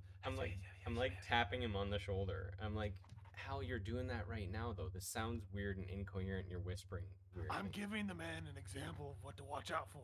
Right, but does he know what you're doing? He is very he's handling this oddly. He's like Telling him the truth in a sense. he's like, what ale are they serving wherever you're from? Ignore him. Low shelf. No, I understand. I understand the drink is strong up north. I get it. We don't. I mean, we get good stuff here, but y'all brew that shit differently up north. Wait. Milo's just like, wait, he's the one who was serving it, though. Milo. What? Tell him about the thing. What thing? Leave out the details. The person that you saw that happened, the thing happened. that Leave you out were most serving? details. Do you serve at one of the No. establishments in No, the no, north? no, no. I make roadside. No, ale. no, I didn't think so. You don't look like a. You don't No, look no, like an no. innkeeper. I make No, roads. I make some roadside. I didn't mean to ale. insult you, sir. Clearly, you're. It's Clearly, not an you're funny. insult. It's not an insult. Milo is so fucking confused right now. He's like, wait, what? Milo, What? the fucking guy. Raina's walked off. The Oh yeah, no, I imagine that. I already figured that much out, probably. The guy with the red light. Yeah. No, Ask him about him. at the inn where you were a bartender, right? Did everybody pay? What are you talking about? Yeah, I Did paid everybody the pay? man. I paid the Okay, man. he's like, all right, and shop's closed for now, I guess. No. You wait a second. Wait, what? We have business to conduct here. More business? Gossip on the road is. If you see. Okay, Don't so go to inns. yeah, Don't go into inns. You'll just- die. That's just- gossip. be wary of a tall elf in blue robes with a Make a persuasion. That. Make a persuasion check, Howard. No disadvantage. No, because you're not actually drunk. I should give it disadvantage because of the elaborate. But this guy has a very eccentric personality, and he assumes you're drunk, so I'm not giving you disadvantage on it. Oh shit. So I rolled a 17 plus 5, so 21. with disadvantage. Persuasion. That's awesome. Oh, is it with disadvantage? Because I can roll again. Oh, without. No, you said without. Sorry. No, no, not with advantage or disadvantage. Yeah. because he's Yeah, not you're right. actually drunk. Yeah. There's elements in play that are just washing everything because he's being honest. Yeah, 21 total. He says, "Noted. Inns are dangerous. I'll make note of that. Thank you." Wait. You can go to the Bard Sunset. That's the only one that's safe. So I hear. Oh wait a minute. Milo's that's like- the one. Milo's that's looking the at one you where it like, happened. No way. You're lying to me right now. Oh, that's the name, right? Yeah, that's the inn where the people were killed. All right, my business here's done. I gotta go. Bye. Milo's just looking at you Leave like, Milo behind. what? Leave Milo behind. Milo just looks over at the merchant and like, He says, "I smell cider. Was he drinking that hard cider from the orchards up north? I smell cider. I swear he's drunk. He's acting not drunk. He's Milo's like, saying drunk things." Milo's like, I don't know. You're probably right. I'm sorry. Thank you. Right. So I'm safe. This is just a freak occurrence. Well, you're not working Understood. you're not working at an inn, right? Oh, So you're no, probably I frequent so you're them quite often. Oh, well, I mean, just be careful, I guess. When you're in them. Funny. And I just No, I just I walk thought- away. Yeah, that's fair. Just Great. I would have tried to have caught up to Rain though, or I would have tried to look for her to catch back up. Very well. So yeah, you guys got a bunch of chains. So I got a golden chain, right? I would have been looking for like Chain. maybe like a sewing kit and like some fabric, It's so and then so fascinating, Milo. It's like you need so much. I'm gonna try to look for like. They're probably not gonna have. Like what is the paper I have to write down spells, that stuff, and the ink I Oh, need. I mean, I thought you already had a lot of that stuff. You have Yeah. Yeah, you have your I spell have book and all that. some. Yeah, Hold on. so you write it in your spell book, and your spell book has lots of pages in it.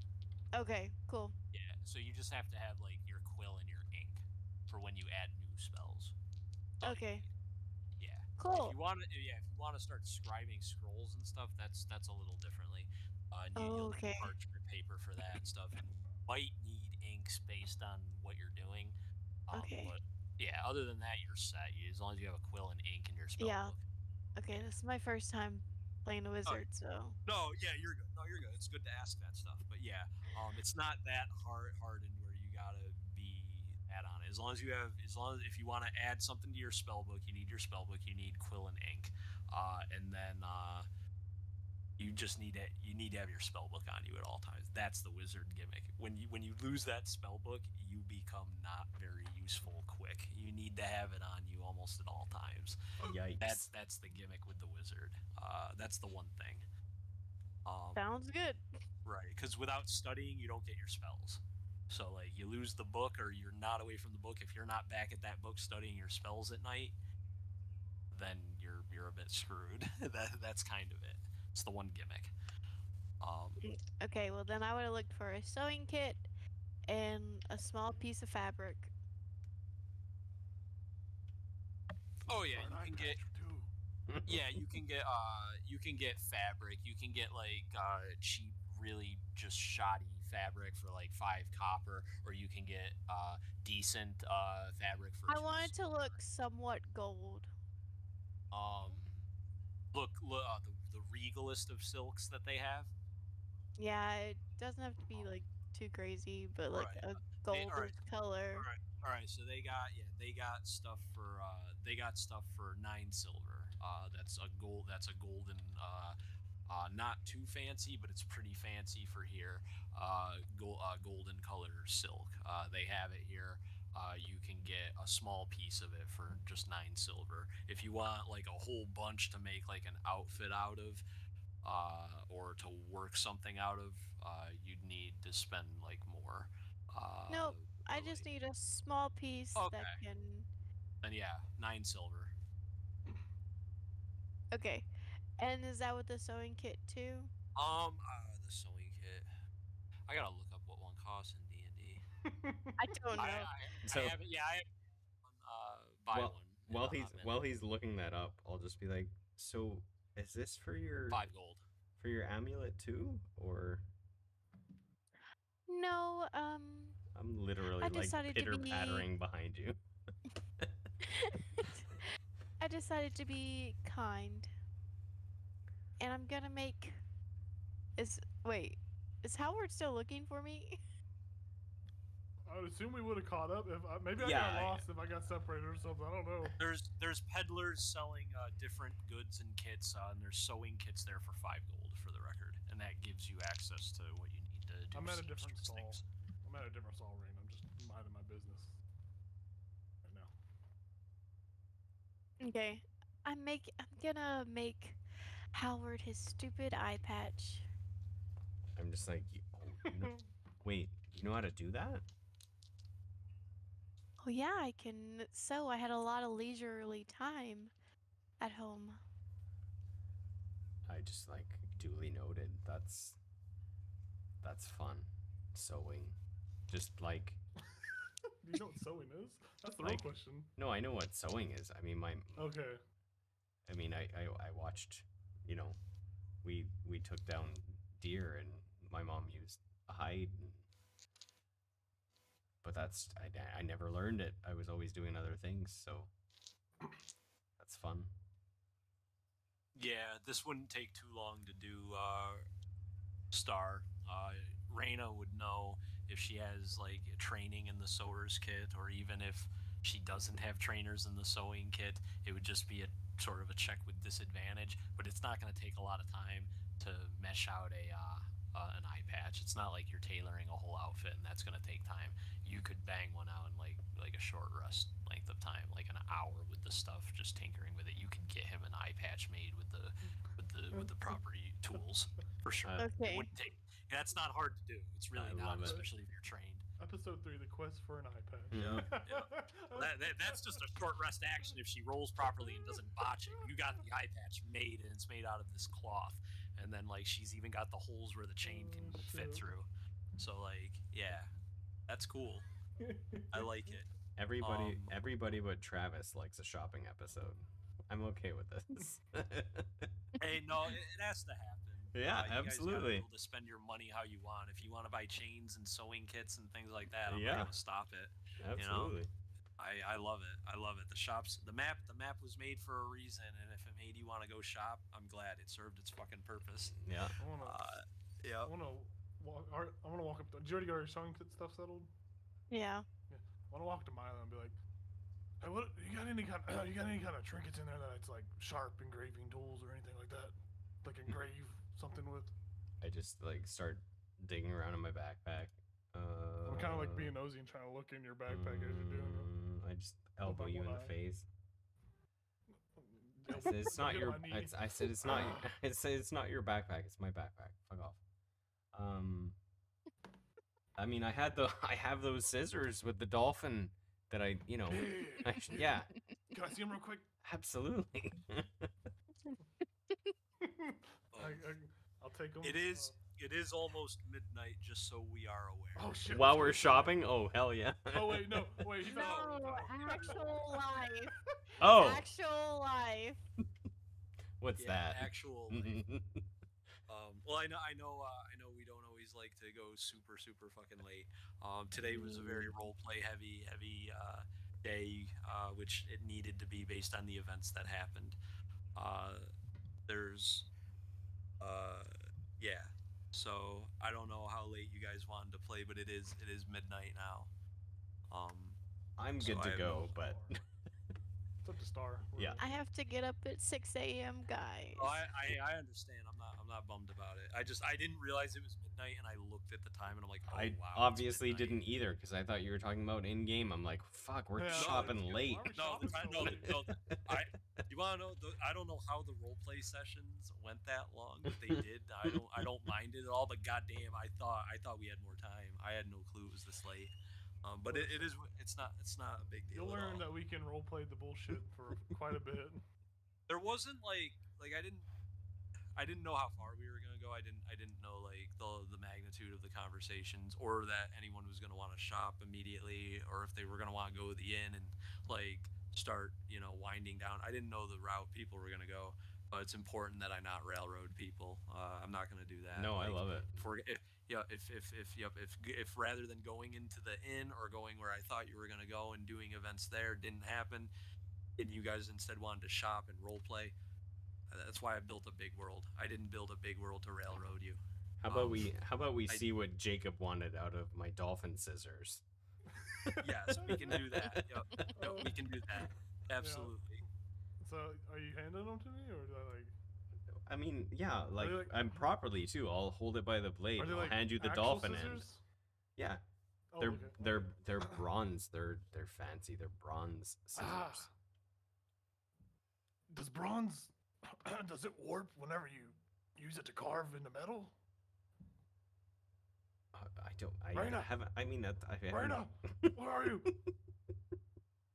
Raina. What do you want? Does Like- bronze warp when you use it to carve into metal? Like, I think bronze is pretty strong. I mean, we It's can a just find metal. out. Okay. Yeah, okay. I mean they don't mean a whole lot to me. I just brought them because they're neat. So you'll see. So I'll take the dolphin scissors, and I will. You'll see me kind of pull out like a. You see, I have daggers and like my scimitar on me, and you all seen that, my crossbow. You see me pull out like a kind of a blade that's it's like kind of think of like the blade off Lord of the Rings, where it's like I don't know the name of the sword, but it's like one that's like broken into shards and all that. Shards and Narsil. Yeah, that it's kind of like the hilt. It's the hilt, and then the blade goes up about 4 inches up, and it's like chipped and jagged. It's like a really broken blade. And you'll see, I'll take the scissors and put like a little.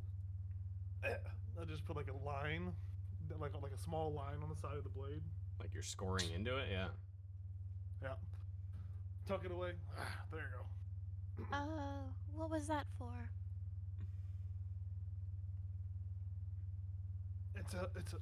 It's a friend's sword that I am holding on to for the moment. I like to count the wins I get. They don't come often, but I think we've done an okay job. People died, but it's a win. Oh, like, Except for the guy that got his hands blown off. so are you keeping track of Eh. like your kills or like just the like No, no, no, no, no. overall? I wouldn't have enough Victory. room on this little blade. Oh, okay. It's just wins. I mean, I don't Vic- get much often. So Right. victory. Victory. Yeah. Okay. Yeah. I mean, do you you want to keep my dolphin scissors for the future? No. I'll just. This is your stuff. I'll just ask. Oh. ask. Okay. So when I say, Milo, dolphin me. You know what I Yeah. mean? Sure.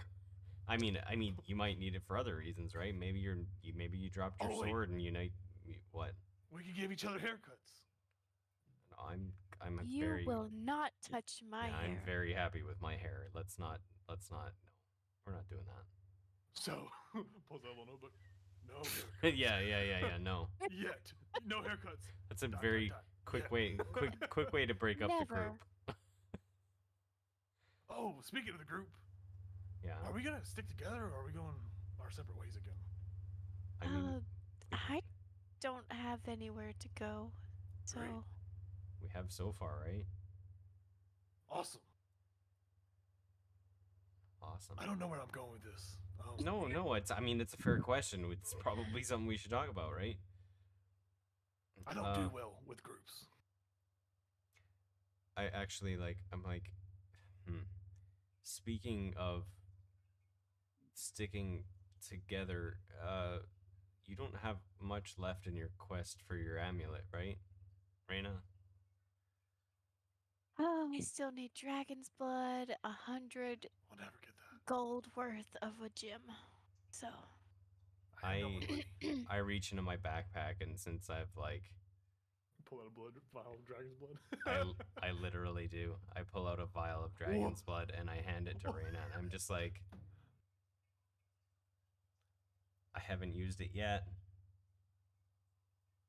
It's Holy yours. shit, he's killed a dragon.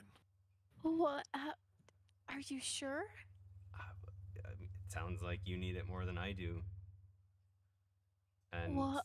and I feel like if we're gonna stick together, whatever you do to help yourself probably helps us, right?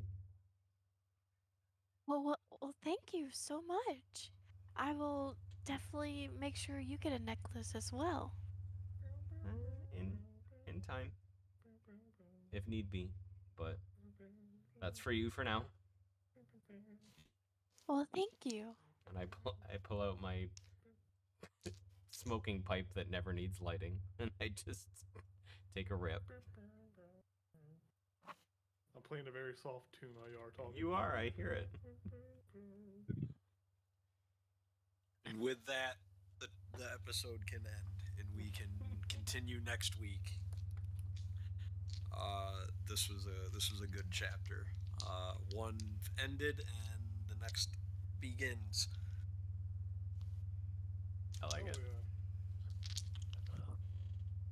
Just like we almost missed a week. Oh, I know, right? I woke up at 7, and I